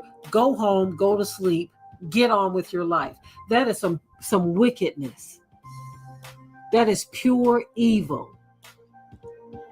You all know that this country has a history of doing certain things to so-called black people, but you got the nerve to be angry. This is why the Most High is going to continue to visit his judgment and his wrath on these wicked people. Why? Because the saints of the Most High are praying for it. We're no longer praying that the Most High has mercy. We're not praying like that anymore. We want the Most High to do what he said he was going to do in his word. That's right, CC. Shout out to Kaepernick, who's doing more than the most. He's doing more than the most. It's really a shame. Colin Kaepernick is mixed race. I saw the film that was done about him, and I was very impressed by his life. But when I look at Colin Kaepernick and I look at some of these people like Officer Tatum and Candace Owens, I say to myself, what is their problem? This young man right here, he sees this mess for what it is and he calls it out. But you have people with brown skin who want to pretend like there's no problem. There's nothing to see here. I commend this young man for taking it more than a step further to get to the bottom of this foolishness. It's really sad what happened to this young man. So very sad.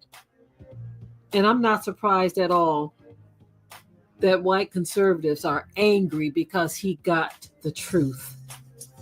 What was done to this young man is terrible. What they did to him is horrible. And it makes no sense to say these people ought to be ashamed of themselves.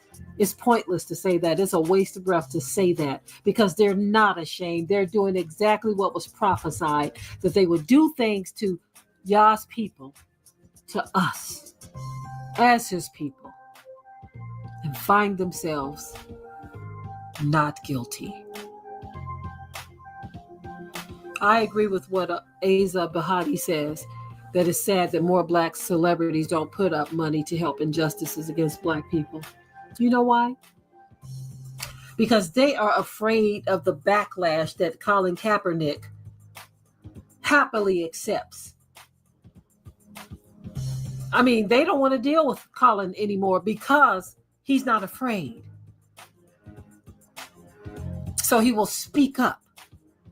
But some of these black celebrities, they're like, I'm just going to stay in y'all good graces. I'm going to stay out of it. That ain't my business. I'm going to keep on collecting this cash. I'm going to keep my mouth closed. I ain't saying nothing. I'm not getting involved. That's your problem. It's not mine. That's how a lot of so-called black celebrities roll. Every so often, one of them might utter a little peep of something, but many of them don't put their full celebrity behind it because they are afraid of being blacklisted. Isn't it something? That's how they control people. They control you with the money. They will blacklist you because you don't want to see your people hurt. We are dealing with the border of wickedness. That's what the Bible calls them. The border of wickedness. Why did Amazon send me $20,000?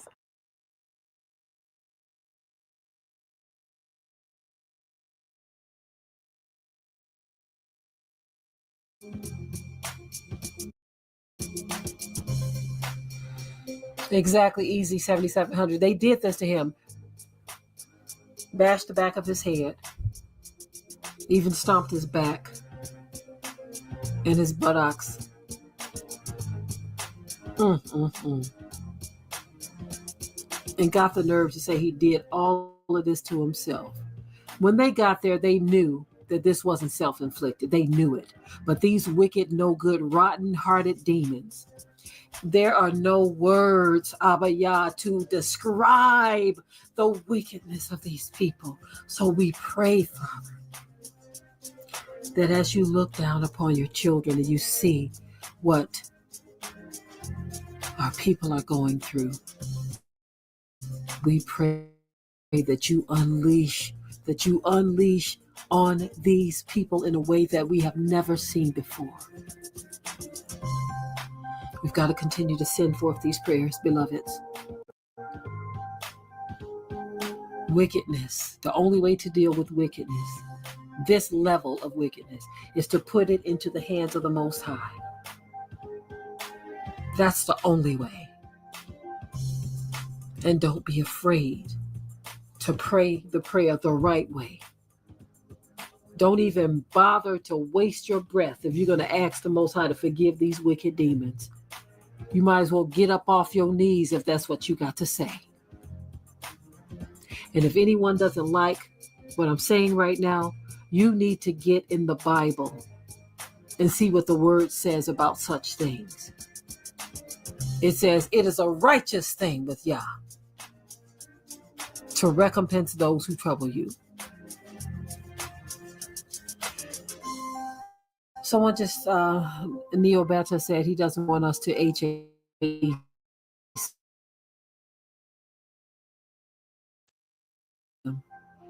Well, I want to clarify something. Me asking the Most High to judge does not equate to hate. It doesn't. Y'all have to understand that there is a such thing as righteous anger. There's no soft way to say that I want the Most High to judge these people. There's no soft way to do it.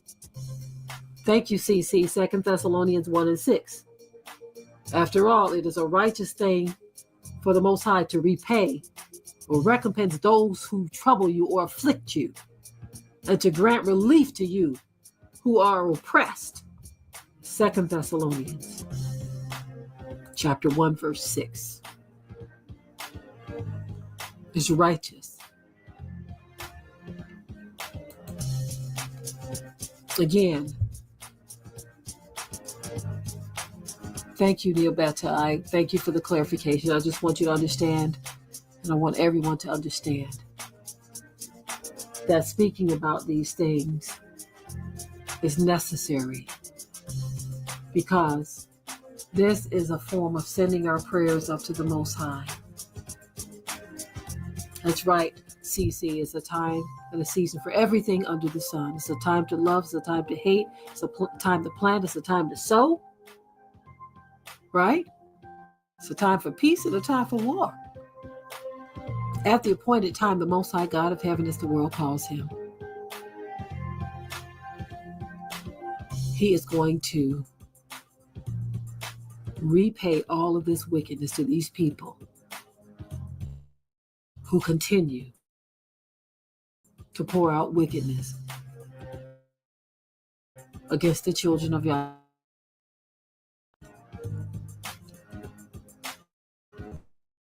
It's time to hold our heads up and look at our redemption,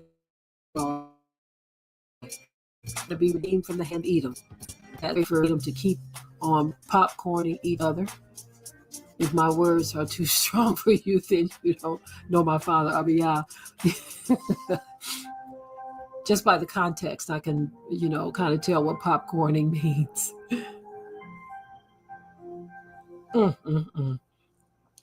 Anyways, beloveds, I just wanted to bring this much needed update to you all about this story. What is happening in this country and around the world. It's going from bad to worse, family. It is definitely time for us to put on prayer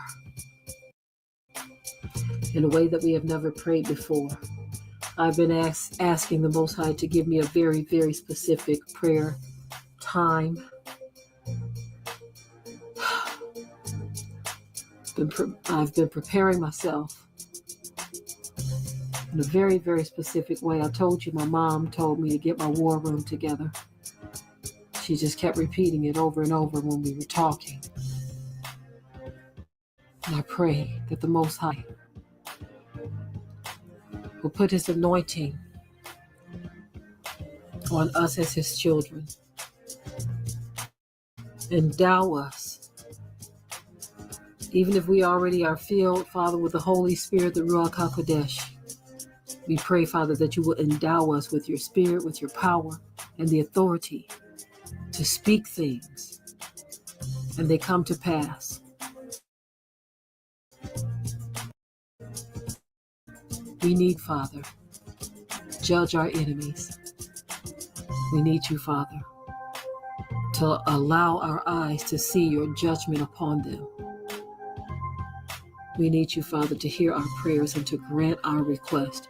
Father, we're going to come before you in battle in our war rooms, and we are going to bombard heaven on behalf of our people. For we are in the land of our captivity, being ruled over by wicked people.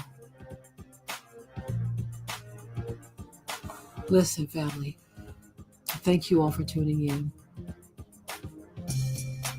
Thank you. It is definitely time to buckle up. Put on our whole armor as we have been instructed. As we have been instructed. To put on the whole armor of Yah, that we may be able to stand against the wiles of the devil. My. Someone wants to know, says, y'all praying, how has that worked out? Oh, you about to find out. I don't know who you are or what you're talking about, but you are about to find out. The whole world is. The whole All right, world you can is. stop it. That's Cool. already been finding out. We're pretty much at the end. But now, as you can see, brothers and sisters, like I said, there are other, voices and observations out there. And as you can see, she went in the same angles that I did, but she brought out a little bit more in her investigation. But as you can see, right, the common theme of this here. These people have a lot of nerve and a lot of, how you say, chutzpah. I'm going to make sure I don't use any, caustic language, and I'm trying to keep as I try to remain emotionally detached while doing these shows. They got a lot of nerve, though, to get mad because their lives are being exposed. And they think we just supposed to be just good old little niggers and just take it. But you know what? I see a intense conversation going on in the chat section. And let me just join in real quick. Yeah. All right, Tyrone, you made an interesting point up here earlier saying, what if it's actually Black who may have killed the kid, killed Mr. Trey Reed or whatever? Let me just say this to you. I've had that same thought that if I were a killer and I see a certain trend going on and I want to hide my crimes, I could do maybe like a copycat, of something that's going on that's commonly associated with someone else. But Tyrone, consider this. If Trey Reed was murdered by some Black folk, you better believe within 72 hours, everybody involved would have been found. But then at the same time, Brother Mississippi, I want you to consider this here. That Trey Reed, who you say looks suspect, he is now the 37th victim of a brutal lynching and ghastly murder in your native Mississippi. Don't forget that in Jackson, Mississippi alone, there are 29 still unsolved murders of various Black folk, different age groups, different walks of life, found, murdered, lynched, some lynched, hanging, and then some with their bodies desecrated, mutilated, chopped into pieces, heads cut off, spinal column ripped out. That's in Jackson, Mississippi alone. And then you got other surrounding areas of Mississippi like Vicksburg. Okay, I know there was a black dude, and I know they threw in a vanilla sprinkle white guy. You know, I guess maybe just try to say if push come to shove, well, it's not racial. There was one lone white guy who was found lynched. But I'm not stupid. But nah, Ty, this ain't got nothing to do with no black folks killing this kid, man. And all those other unsolved murders. They're unsolved. The operative word being unsolved. Typically, let's keep it 1,000. Anytime it's a black on black affair, a black to black criminal affair, man, within 72 hours or less, they got somebody suspect. They round up suspects and have them convicted to the fullest extent of the law. But in all these unsolved cases where the cameras weren't working, Tyrone, the cameras weren't working conveniently, all of a sudden there's a massive cover-up. The immediate go-to is a suicide. When it wasn't a suicide, then that means, obviously, the perpetrators are not black, Tyrone. They're not. They aren't. And when you look at how we give it up, man, we don't typically, the profile of black criminality, whenever we do someone in, typically, usually, it's through gun, stabbing, or maybe putting hands and feet or some killer instrument in play. But as far as lynching, hanging, and cutting heads and skulls and spines and all, that's not normally our modus operandi. You know, as far as doing a profile, big Mississippi. So take that under careful consideration. All right. Let me see now. Let me see what and I agree that violence is indeed violence, but still, what I'm looking at though is this here. Our people are under attack. There's a racist, racial, clearly brutal, triple K, and every other kind of white group you can think of, hate group attack on our people that you cannot ignore. Iron Man said, why they got Kaepernick with his winter complexion? You're funny, Iron Man. I guess you were talking to Big Mississippi when you said, then don't come in here talking about what trials and evil blacks have done. That's giving coon fence watcher vibes and no accountabilities for the crackers. Okay, that off the record mamas and children. All right, now I'm gonna say this here. Your point is very valid, you know, but Big Mississippi, he tends to want to, still have his, he has white people in his family, so he wants to, defend them, I guess. But this goes beyond your personal family, okay, Tyrone. And this is just real talk. We got a problem out here, and there are criminal elements of Ku Klux Klanish and Posse Comitatus and every other white hate group you can think of. Their attitude of you have some very brutal and evil, racist bigots who don't want to give up this power. that they've had over us for the longest.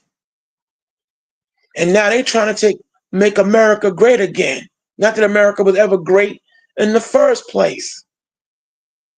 But you know what I mean. And what we're not going to do here is ignore this. Okay? Cue up OG Willie D on this issue as well, because you used the video last night. So let's bring up OG Willie D when you're ready. Seventh answer. But now true Tyrone Camp Slayer. Indeed, I agree. Violence is violence, but still, here's the thing. It's bad enough that we do have within our own race the underbelly of our people who are out of control and need to be checked and dealt with. But here's my thing, Big Mississippi. We don't need outside help in murdering us too. We don't need their contribution, if you know what I mean. I mean, white on white violence is through the roof.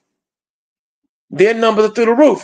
But I'm sure there are a great many law-abiding white folk who would not appreciate if I would pick up a, let's say, AR-15 or some other destructive weapon and go and kill indiscriminately or gun down indiscriminately unarmed white men, women, and children because, hey, you got other white people doing it.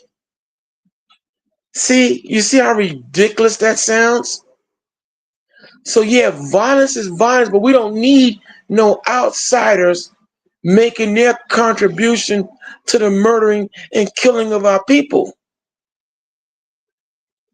Let's not forget the Bible did say that the dragon would make war with the children of the Lord.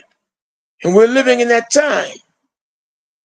And therefore, we must take up the banner of responsibility to recognize this, that we're the children of Israel, and just like the ancient kings that had us in captivity didn't want to let us go and attacked us, we're now dealing with the same mind state with this evil empire.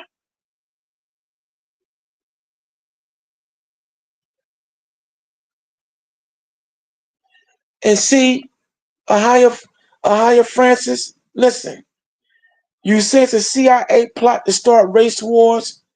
Be wise. A 911 job on you. But you know what, though? Let me remind you, though, from a biblical prophetic standpoint, Christ said it was going to beat us with the Most High himself, Yahweh being his name. Some say Yah. That's fine. He said it was going to be this. So this goes beyond the CIA. This goes beyond them. This has been brewing for a long. This is a spiritual war that we're dealing with now. Spiritual warfare, and there's no ifs, ands, or buts about that. Okay. And so we want you to understand. But your comment is appreciated. But this is beyond the CIA's depth and scope on what's transpiring.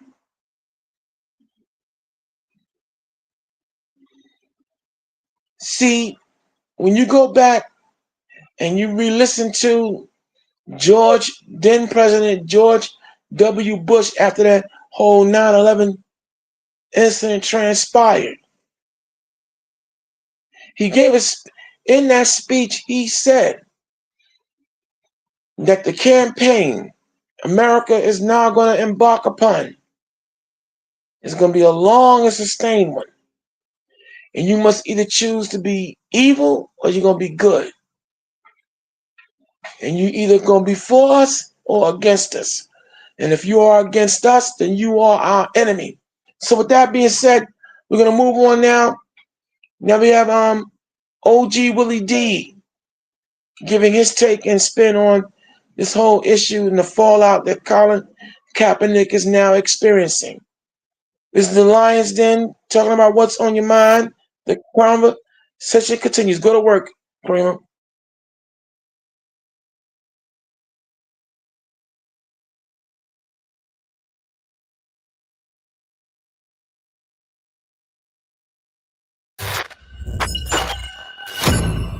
Willie D Live.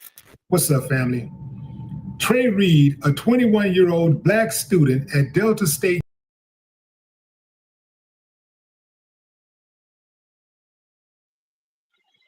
Okay, I guess not. So we're gonna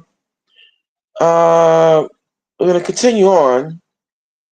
But what we're doing here is being bipartisan, being able to work with other people or give other voices, to show you that we're not, when we go and do our fact finding, we're not just making things up. It's not about attacking anyone because of their supposed skin color. It's all about what's right. Okay, and what's happening right now, we're seeing a huge, tremendous satanic dragnet on this earth now being broken. But in it being broken, they are going berserk. Okay, so we're going to try again. All right, we give credit where credit is due, and under fair use, research purposes and everything else. Some of you might see where I might stop a segment and narrate. That's also to prevent anyone want to try to say we striking using copyrighted material. But we're just showing that, hey, we're using this material under fair use. Go ahead, Karima.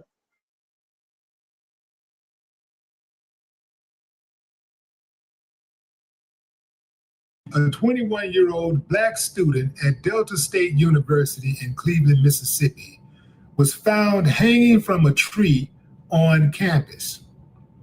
Local authorities, including the medical examiner, was quick, super quick, to rule his death a suicide.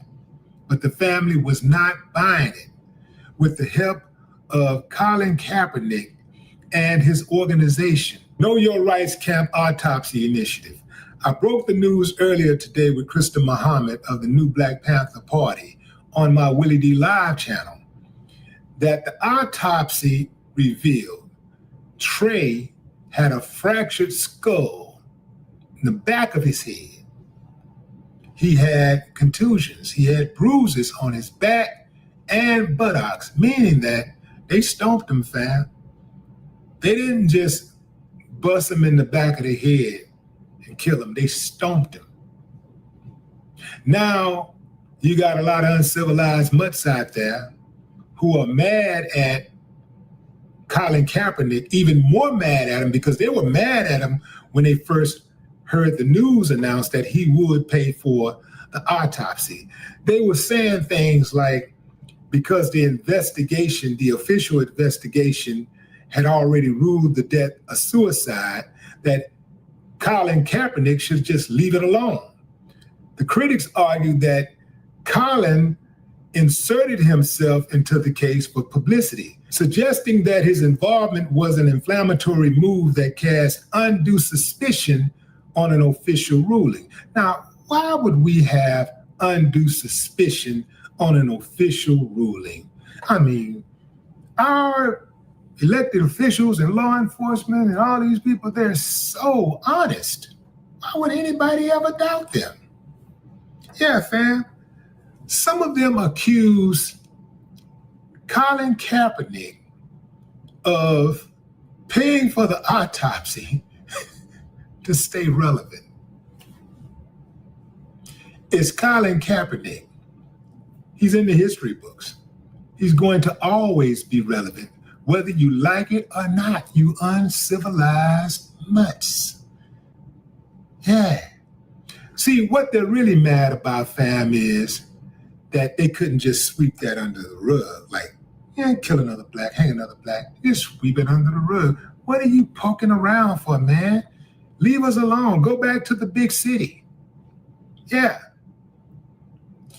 They also said that he was just trying to create controversy.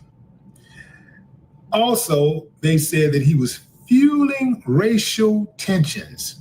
The critics argued that Colin Kaepernick's high-profile involvement and the history of racial violence in Mississippi would unnecessarily stoke racial tensions by suggesting a cover-up where authorities found no evidence of foul play.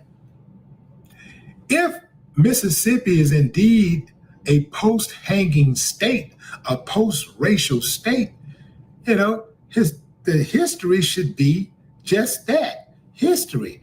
It should be like, yo, that's the old Mississippi. We welcome you. You want to come and check this out? You want to make sure that we cross our T's and dot our I's? Come on in, Black people. Come on in and see the truth. Come on in. Walk toward the truth. This is Mississippi. We have nothing to hide.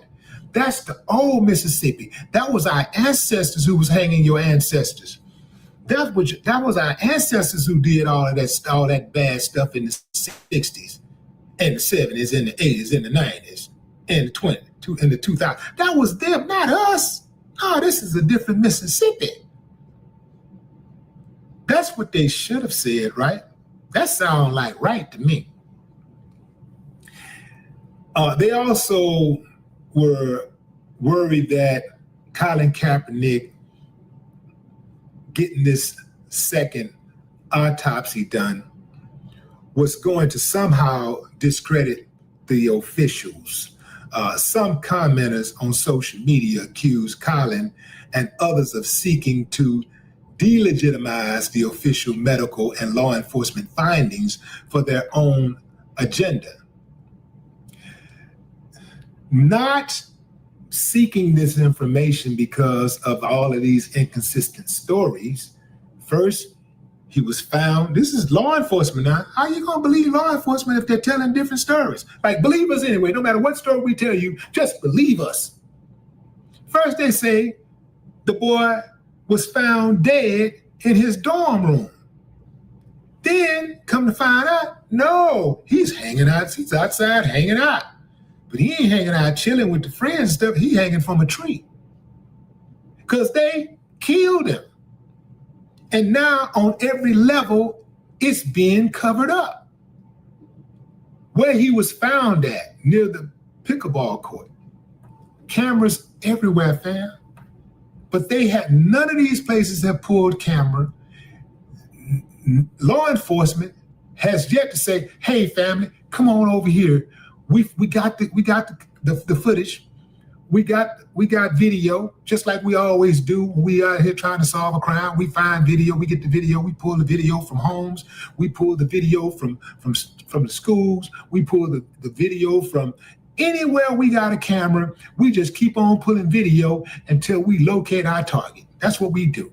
Come on in, we got a bunch of video to show y'all. Check it out. Nothing, fam. Nothing. Okay.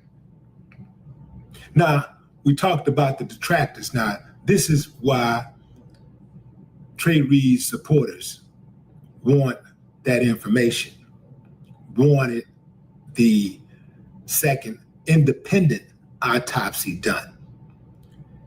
Let's start with the Reed family, because they received conflicting information from authorities, leading them to question the initial findings. The mother told me herself, I don't trust it because they told me several different stories, not two different stories, several different stories. So the mother was suspicious. He was found hung. The police out of anybody, this is the police that's coming to tell the story. The police that's coming to tell the story, break the news to the family, they should know more than anybody. They should know where the body was found. Anyway, fam, so that's one. Then you look at the historical context of Mississippi and how so many thousands and thousands of Black people has been hung in the state of Mississippi. And to date, I don't know one person who's been held accountable for any of those hangings. One of the reasons why is that the first thing that they do, like when a black person is hung in Mississippi, on default, by default, it's a suicide. They just suicide. That's suicide. Oh, they call it suicide before the person is even hung. Like right now, they got a code. Before anybody get hung, the next person get hung, they've already ruled it a suicide. It's a suicide, no matter what. No matter what they see, it's a suicide. And you never see any video with these hangings and stuff. They never produce any type of video without. We're in the information age. We're in the technology age where there's cameras everywhere. You can't go around just hanging people and not be found out. You can't do that without law enforcement cracking the case if they want to crack the case. But that's too much like, right, they don't want to crack a case that they actually are involved in. That's right, I said it. Forever, law enforcement have been involved in these homicides, these lynchings. They've always had law enforcement involved in these lynchings to an extent. Always. Whether it be their family members, whether they be trying to help, they're trying to help them cover it up, or whether they themselves are doing it. You know, how you think these truckers are going missing? What can stop an 18-wheeler truck from going up that road? Emergency lights, emergency vehicles. They put those emergency lights on, you got to pull over. Next thing you know, can't find your driver. Yeah, it's law enforcement. It's not a secret. It's law enforcement. It's law enforcement that gives people the audacity to even do it in the first place. And it's law enforcement who are sometimes directly involved, or they're complicit in the cover-up. Yeah, or they just are indifferent to solving the case. They don't, let me back up, not indifferent to solving the case, they don't try to solve the case at all. So they're mad at Colin Kaepernick when they should be mad at the people who killed Trey Reed and the people who set him up and the people who have been involved in the cover-up. But that's too much like right, because if you're not involved in that case, if you didn't have anything to do with it and you're watching it from the outside, and we're presenting to you a second autopsy that said that Trey Reed had a fractured skull, bruises and contusions all around his body, and organs missing from the first autopsy? Come on, fam. Come on. Oh, did I mention to you that this year marks Delta State University's 100th anniversary? What other better way to commemorate the school than a good old-fashioned lynching in front of the pickleball court? That's the side where the whites are supposed to be on and the blacks cannot be on. That's where he was found, on the white side, where black people don't even go to. I just found out that Delta State is located in Cleveland, which is a sundown town.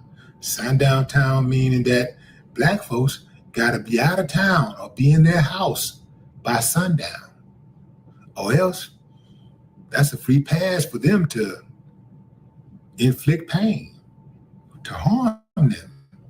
Yeah. Yeah. And the only way you can have a sundown town is for law enforcement to be part of it.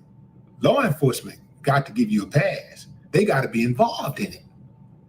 Law enforcement has to be involved in it. The city officials have to be involved in the sundown town, right? Because they make the rules, they make the laws, and they enforce the laws, right? Yeah. So they're involved. Yeah.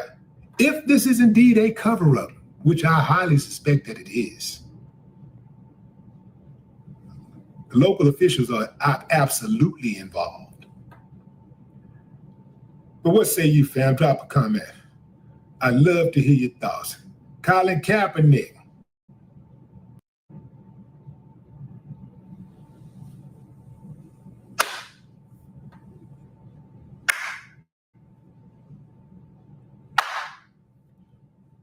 No more talk. All right. You cut it.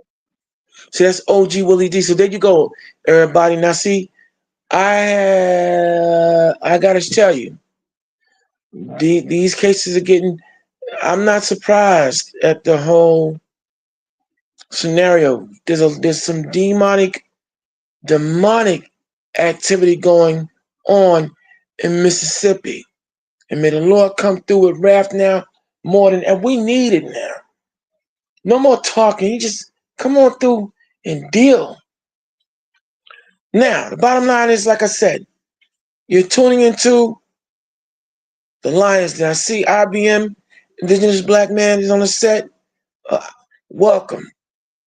But as you can see, we're pulling other voices in, giving you variety.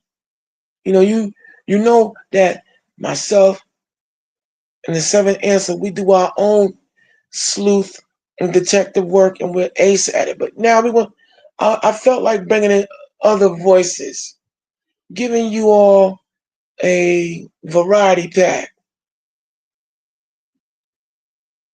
showing how bipartisan we are. Because this is not about being a celebrity. It's about getting the truth out there and giving you all quality on all levels. And we'll seek out quality and sources that are out there putting it down, and fellow Israelites as well. For some of them are fellow Israelites and fellow believers. But we all have the same formula. We don't want to give you a sermon. Okay, because we know we have some of our non-Bible believers listening too, but you still listen. So anyway, we're gonna continue on. All right. But all right, Seventh Answer. Can we I want to pull up now this killing, y'all. This happened on September 14th, 2025. We ain't heard nothing about it in the papers. Not national nor local news. The victim was named Demetrius Moore, Pine Bluff, Arkansas. I've been able to get bits and pieces, but then there's some individuals who were able to get, a little bit more. But check this out. This is what I was able to find out. We're all asking the same question. Now, in the case of Demetrius Moore, his body was found on the property of a white man in this white man's shed, in a shed on this man's property. Mr. Moore's body was found hanging in the shed. But here's the kicker, y'all. The door to the shed was locked from the outside. And Mr. Moore was found hanging on the inside. But the door to the shed was locked from the outside, but yet according to the Pine Bluff, and they got the right name, Bluff, Pine Bluff Police, law enforcement, that's right, Demetrius Moore committed suicide. But wait, he somehow killed himself, but took time out to lock the shed door on this white man's property. He locked the door from the outside. Come Come on, y'all. Think. There's more. Just go ahead. Let it play, Karima, while I'm talking. This is the poster first. Demetrius Moore. Yo, Demetrius Moore, Pine Bluff, He killed Arkansas. himself. Man, this brother was found hung in the shed. They had been locked from the outside. You know what I'm saying? They called it a suicide. That's why we gotta get on code. Race first. Yeah, we gotta get on code, man. You know what I'm saying? We need protocol. We need a standard operating procedure on how we should be moving as a community, man. You know what I'm saying?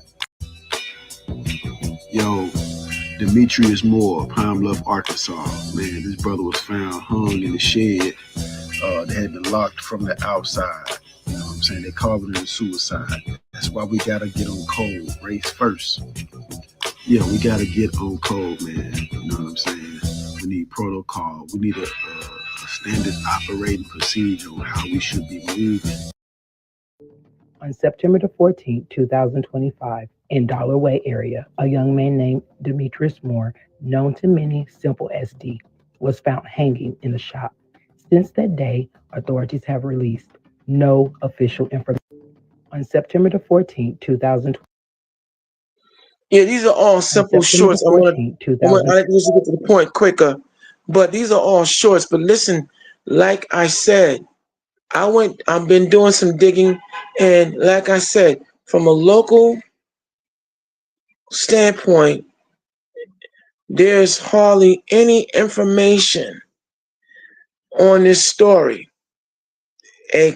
But what we do know, and they don't want to give the man who owns the property, who's the owner of the property in the shed.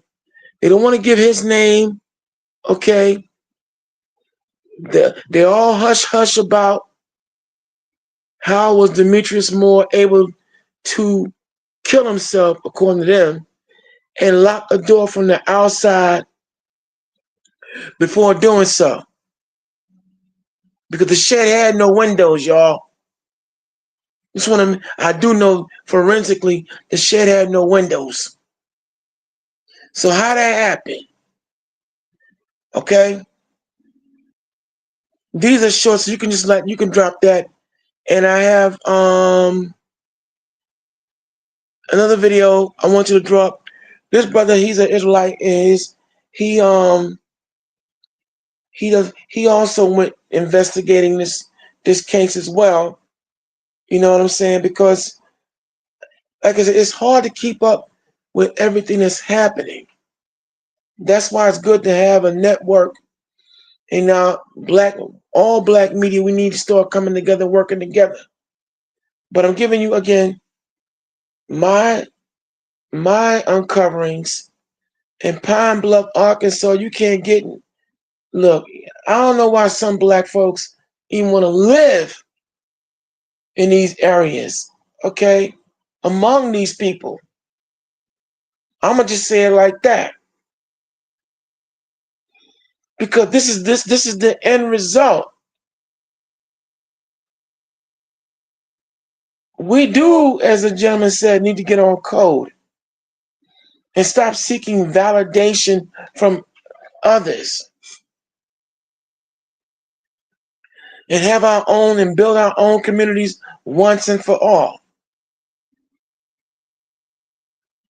So draw this up, Karima, and we're gonna as we continue on.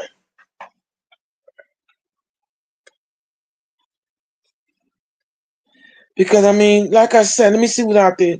Let me see who's talking. You say Alabama's getting hit too? Chicago, ICE is up there tripping. But you know what, indigenous black man? Some of those people are getting exactly what they need. A severe wake-up call. Okay, you said, Betty said, the owner, okay, I locked the shed to the police doctor. You funny. You're funny. On September the 14th, 2025, in you can drop this video. Area, a young. Yeah, those you can drop those. And number 4 should be Taylor House Publishing. This guy's very good. He's a fellow Israelite as well. And he went and did some uncovering of this Demetrius Moore case. But you know what? How about this? I want to skip this. I'm going to skip it. I'm going to discuss this at a later date. I want to get to Rania Lewis. So, in the order I sent the videos to you, count to 5 and see if the 5th video should be Rania Lewis. I want to talk about Rania Lewis. This is the young sister who unfortunately wound up getting brutally, viciously murdered, you all, by Douglas Irwin Shaw out of Vallejo, California, I think it is. All right, Rania Lewis, look for that video instead, Karima, because this is eerily similar to the murder of Sade Robinson. I'm not going to get into. I'm gonna play them, but I want to do this since I'm on TikTok. These 2 other cases real quick, and then I'm gonna go over there. All right, Seventh Answer. Go ahead. We can do a diversion, no problem.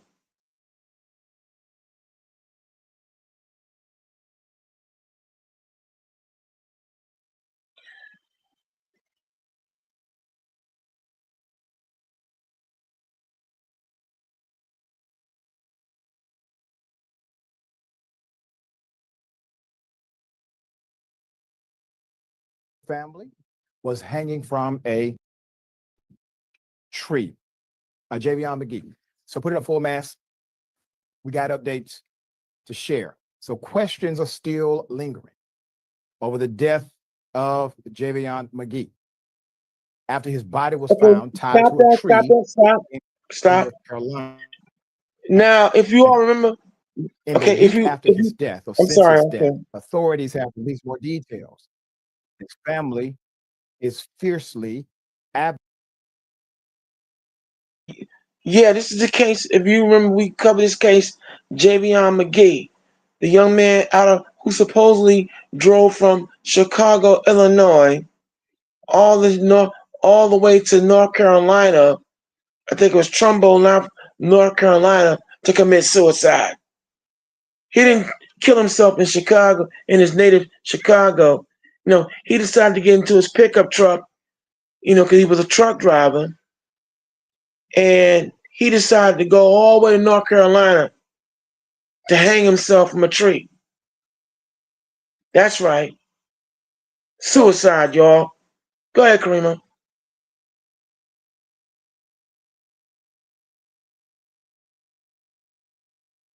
Advocating for a thorough investigation. Authorities launched an investigation after locating his body in Henderson, North Carolina, Wednesday, September 11th. Follow the timeline. Vance County Sheriff Curtis Brain. Curtis, the sheriff, pushed back against rumors that McGee's death was the result of a lynching and told reporters that investigators found no signs of foul play. Quote, I understand there's over 1,000 hits on TikTok accusing the sheriff's office of not being transparent, not providing information to the family, and that is not true, Brain told reporters on September 13th. Quote, there's been information put out there that there's a lynching in Vance County. There is not a lynching in Vance County. The young man was not dangling from a tree. He was not swinging from a tree. The rope was wrapped around his neck. It was not a noose. There was not a tie in the rope. So therefore, it was not a lynching here in Vance County. Now, I want you to understand that the sheriff made multiple expressions of not a lynching, no lynching. But he did not make multiple proclamations about the fact, but there is still a man who's dead. There's a reason why the family doesn't trust the investigation, and I think their reason was justifiable. With millions watching, and many people benefiting from this. Need 1% of the viewers to become a paid member so we can continue to bring this content to you. Now back to the show. On Monday, deputies released surveillance video. Okay. This happened Monday from a Walmart that Henderson was shopping at. It shows him purchasing a blue utility rope in a self-checkout line the day before his body was found. Some readers pointed out McGee seemed to have a positive demeanor while leaving the store with the rope in hand. Remember, he's a truck driver, okay? Authorities revealed on Wednesday that the rope found on McGee's body was the same rope he bought from the Walmart. The video did little to quell the family's concerns. The family is saying that specific video does not declare the fact that this was a suicide. The family still suspects foul play at this point right now, but they really just want answers, says family spokesperson Candace Matthews. And that's something that we said here at Indisputable. They want to know from that timeline, from him purchasing that rope all the way to the tree where he was hung.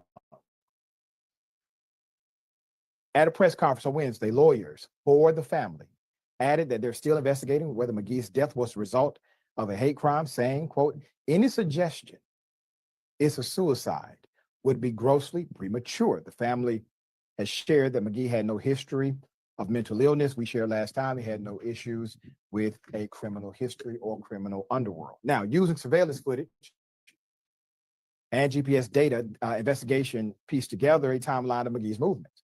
This was Henderson, September 10th. He made his delivery at the distribution center just after noon that day. He left the center at 4:53 p.m. At 6:11 p.m., he was seen walking into the Walmart. That's on North Cooper Road, behind the rope. He was seen walking into his hotel room at 6:28 p.m., talking briefly with a hotel clerk, and leaving the hotel in his semi-truck at 6:34 p.m. Just before 7 p.m., surveillance video shows McGee pulling into a dirt lot on Vanco Mill Road, getting out of his truck. He was getting in and out of his truck. He was also seen walking toward the wood line of the lot with an object. He's seen getting out of the semi for the final time at 7:30 p.m., walking toward the woods. Surveillance footage doesn't show him returning back to the truck. A 911 call was placed after 10 a.m. the next morning, after someone found his body not far from where his truck was parked. Dispatcher, Vance County 911, what's your emergency? Caller, I have some guys out here mowing the grass. I got a man who hung himself in a tree. Dispatcher, the guy hung himself in a tree? Caller, yeah, he looks dead. He still got a rope around his neck. Autopsy results revealing McGee's manner and cause of death have not yet been released. A toxicology report is also pending. Authorities say McGee had no defensive wounds or scars on his limbs, including arms and legs. And there were signs of hemorrhaging detected around McGee's neck. According to a 2024 study by the University of Georgia, researchers, Black men die at a rate 4 times more than Black women. The report also cited data from the Centers for Disease Control and Prevention that shows that the second leading cause of lung death among African Americans between ages 15 to 24. Now, those are statistical data sets. That data doesn't know that man. The family does. And when you look at the Walmart video, he seemed actually quite cheery. He seemed positive. Spoke to the clerk, had a good conversation. Nothing seemed off about him, according to those who witnessed him prior to. The family still wants answers, obviously. But I do find it ironic, compelling, and really unprofessional that the sheriff's office came out with a conclusive, it wasn't a lynching. No. The family said, wait a minute, you didn't even have time to investigate. That doesn't make sense to us. And then later they said, if anybody has information that could solve this crime, call the Crime Stoppers hotline. Wait a minute, you just said it wasn't a crime, though. This is why the family doesn't trust them because they changed the story multiple times in front of them as they were getting their story together within the 48 hours before we got the story. All right, we still need conclusive answers. Jordan, it's a hell of a story, man. I mean, it obviously things don't seem to link up like you traditionally would see when somebody has a mental health issue and they're looking to unalive themselves. And then Yes, that's you were looking at I gotta make sure I give credit. That was Brother Bashar from the Young Turks. And I said Trumbull. I'm thinking Trumbull Connect. It was actually Henderson. I'm thinking Trumbull. My bad, y'all. But listen, seventh answer. I just gotta I'm gonna have to cut this broadcast short. I just got a text this is something I gotta take care of, very pertinent. So how about this? Can we just cut this short? Ladies and gentlemen, listen. I promise you, we're gonna continue this conversation, all right? But I have to go. All right. So what we'll do is, we promise you, as we now come into a very important landing. This has been an episode of The Conversation Continues, and I promise you, this conversation must and will continue. Don't hold me to this. Hold us to it. We will pick up and talk about Rania Lewis. We will talk about Sade Robinson. We're going to recap Sade Robinson. We will talk about Mingo DeMar Allen, who was murdered in April 2025, found lynched. Okay? And we'll cover the Texas mass shootings in Brazoria County and Montgomery, Indiana mass shooting as well. It's something that I can't ignore. I ask you all to bear with me. And again, we thank you for allowing us to come into your mind, soul, and cipher. And we hope that what we've given you, will sustain you. Walk carefully out here. Enjoy your week, your work week. Be careful out here. Be circumspect. Walk in the spirit. Because we are not battling against flesh and blood. And we got a lot going on out here that shouldn't be going on. But biblical prophecy is unraveling. So, I say, Indigenous Black man, thank you. Tyrone, thank you. I Am Manna, thank you very much. I hire Francis and so many others who contributed to the chat section. I thank you, Seventh Answer, for bringing to the forefront the case of Karen Lacey. That needed to be talked about. And again, the conversation will continue. So as always, we give honor to the Lord in Christ, from whom all positive thoughts flow. Don't worry, we'll be back. And I want you all, in the spirit of Don Cornelius, to be shalom at peace. Because it's all about loving you.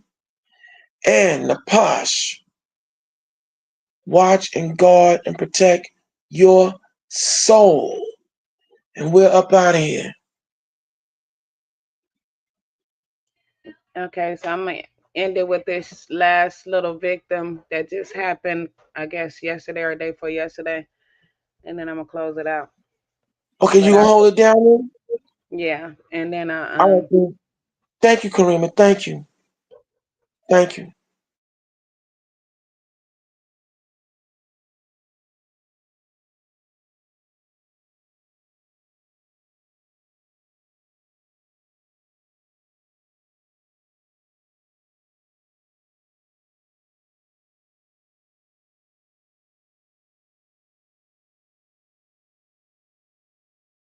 Nobody has heard about this because I just now heard about this last night. His mom and dad has desperately been trying to find out what happened to their son. They've reached out to the Birmingham Police Department and they haven't been giving them no answers. They also reached out to the Bureau, who the Birmingham Police Department have already been stonewalling and not giving any information. I'm going to show y'all this clip real quick and I'll be right back. I think what is the most crazy thing about this is that our son was missing. And I'll let my husband elaborate more on that because he was more a part of that firsthand than I was because I was at work at the time. But our son was missing. And when I think it was like the next day, we received a call from the coroner's office and we had to actually identify his body. So at that moment they had a picture and I asked, could we see his body? Because like the case number, they had like the plaque over his neck on the case number. And I was like, well, we were just so confused and so distraught at the time. So needless to say, the very next day, unbeknownst to us, his body was released to his spouse. And when it was released, our son was cremated.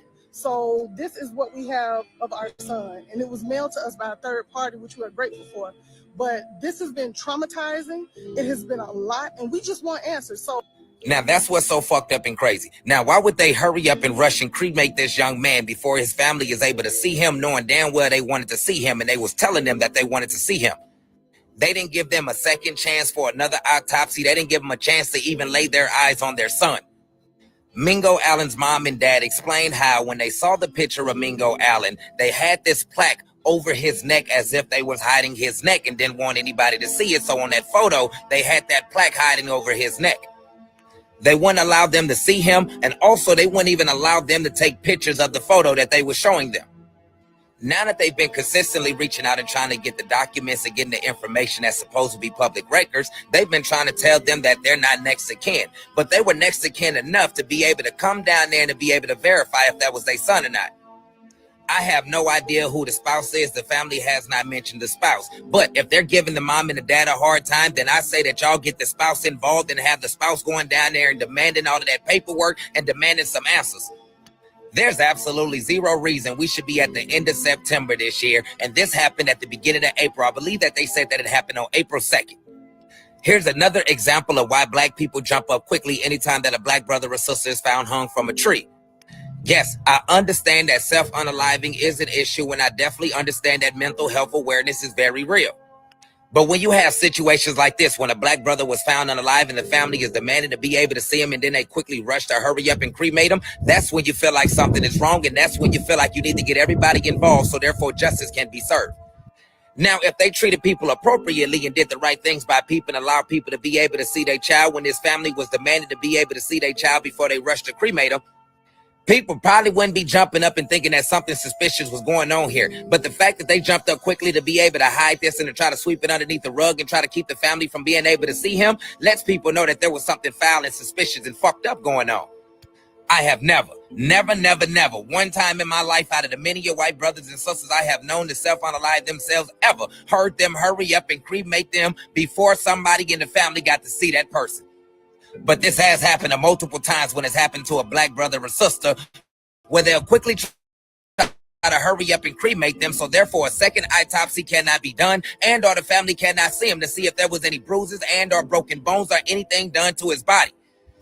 In fact, they usually take pictures of the entire body without anything covering that body and also takes pictures of all of the injuries. Why aren't there photos of this young man's entire body? And if there is, that family should be able to get those photos and that family should be able to get that picture that they showed to them. So therefore that family has it. It's supposed to be public record and it's especially supposed to be available for the family. There is zero reason why this mom and dad should have to fight tooth and nail to be able to find out exactly what happened to their son. Last night, I just now found out about this, and I told them last night when I get up this morning, I will be helping to push this information out so that way everybody around our nation can find out exactly what happened to Mingo Allen. If something foul happened to Mingo Allen II, then this family deserves to know exactly what happened, and they deserve justice. And the only way they're going to truly be able to find out if some foul play was done is by them being able to get all of that information that Birmingham Police Department then collected on this situation. They did say that there was a self-unaliving note that was left. I do not know if the family had seen that note, but I feel like that family not only needs to see that note, but they also need to get that note as well and take that note to one of their writing experts to see if that handwriting actually matched their son's handwriting. I feel like now that they quickly hurried up and had him cremated the very next day after the family said that they wanted to see him, one of the biggest ways that they'll be able to find out if something foul and funny happened right here to Mingo Allen, they need to get that letter checked and to see if that handwriting matched his handwriting. And if they say that that note was left on the computer, then they need to check that hard drive of that computer and also check the location of that computer to see where that note was typed up and also see if there was any cameras in that area where that note was being typed up to see if that was actually him that typed that note. I know notes can be left on phones too, but notes can be pinged at too. Where you left that note, there's a timestamp that says where that note was created. And also, you can check that phone to see where it was located at, to see if there was some cameras right there to see if he was actually the one that typed that note on that phone as well.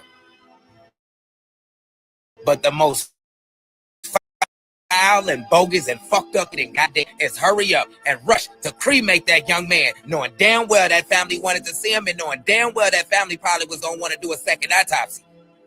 I want to send my prayers and love to Mingo Allen's family, and I'm truly hoping y'all get to the bottom of this and y'all get the answers that y'all are looking for. And I'm truly hoping that if something foul happened to Mingo Allen, that they truly bring justice for this young man.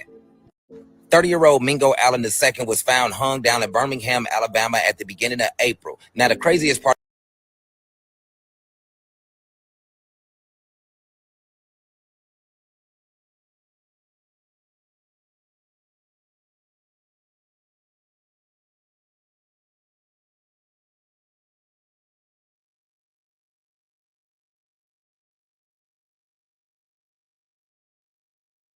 has turned into a nightmare after 28-year-old Renia Lewis. A missing persons case in the Bay Area has turned into a nightmare after 28-year-old Renia Lewis was found dead.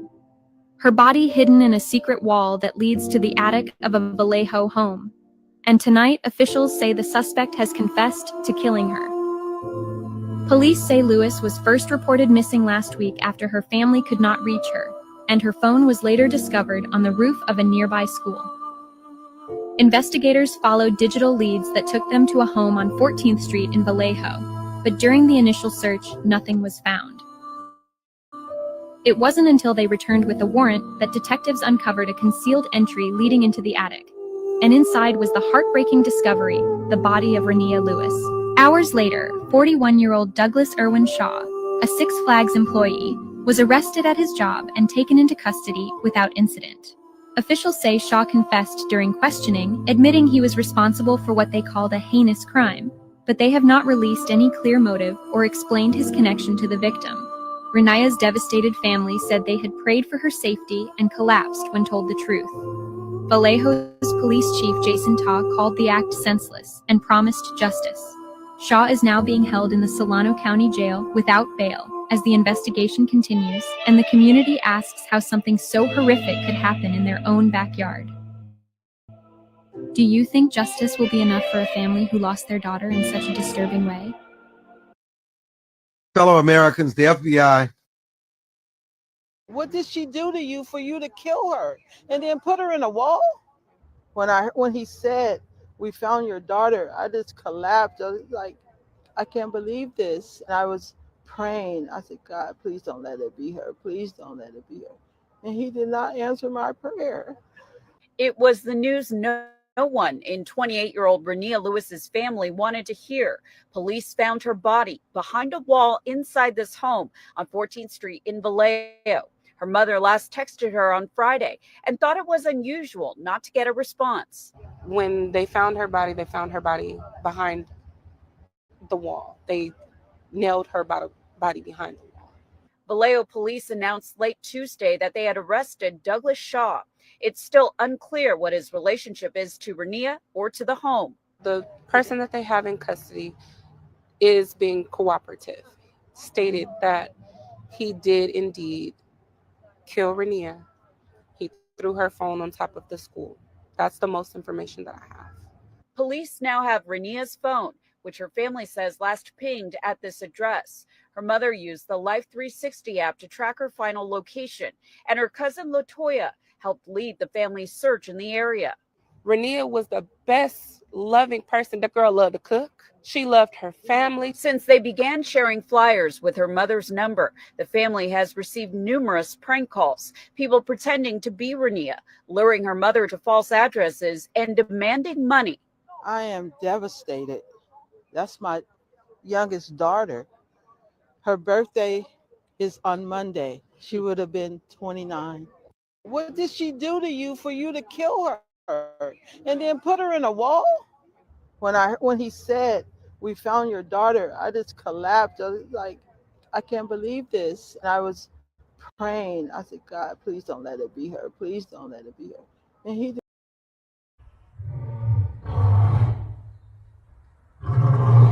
I want you and that young man to tie that knot. I'm gonna pray for you. And I want you to hold on to God's unchanging hand, because he helped Joshua fight the battle of Jericho. Yeah. It's the old He helped Daniel get out the lion's den. He helped Gilligan get off the island. Let me get straight to the business. Got them lions in the building. Why you lying to the children? Why you lying to the children? RIGHTEOUS. Man, you know I've been to bed. Man, they know contest. Yahuwah, he do the blitz. We will not see you tomorrow. Cause you cannot go to thought. All the sons and all the daughters. Standing hard with big manodas. By my son, he made me Taurus. On that line, I'm still a Taurus. Karate kicking Chuck Norris, 4-5 on my waist. If he started, will not hesitate to get retarded. Oh lordy, he ain't got a PowerPoint, he farted. He threatened to the hills like a Philistine. Jihad hitting Hamites with the guillotine. Situation turned up with the ratchet team. JJ 7000 to the debate lead. I know them haters gon' hate me, but he won't debate me. Pistol off safety. He respond, come wake me. If I don't get up, nigga shake me. If he don't show up, then he fake G. I touch down and make these nigga nuts hate me. Dear brother.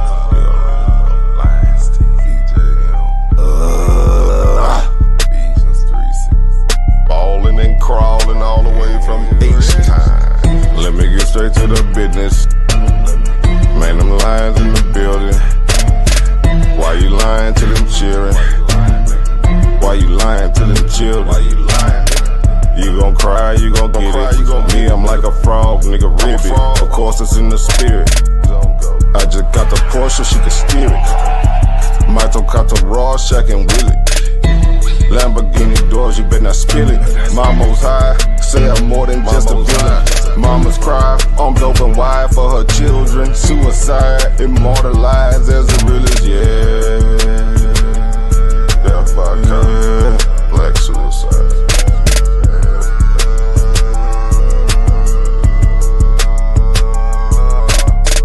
Let me get straight to the business. Got them lions in the building. Why you lying to them children? Why you lying to them children?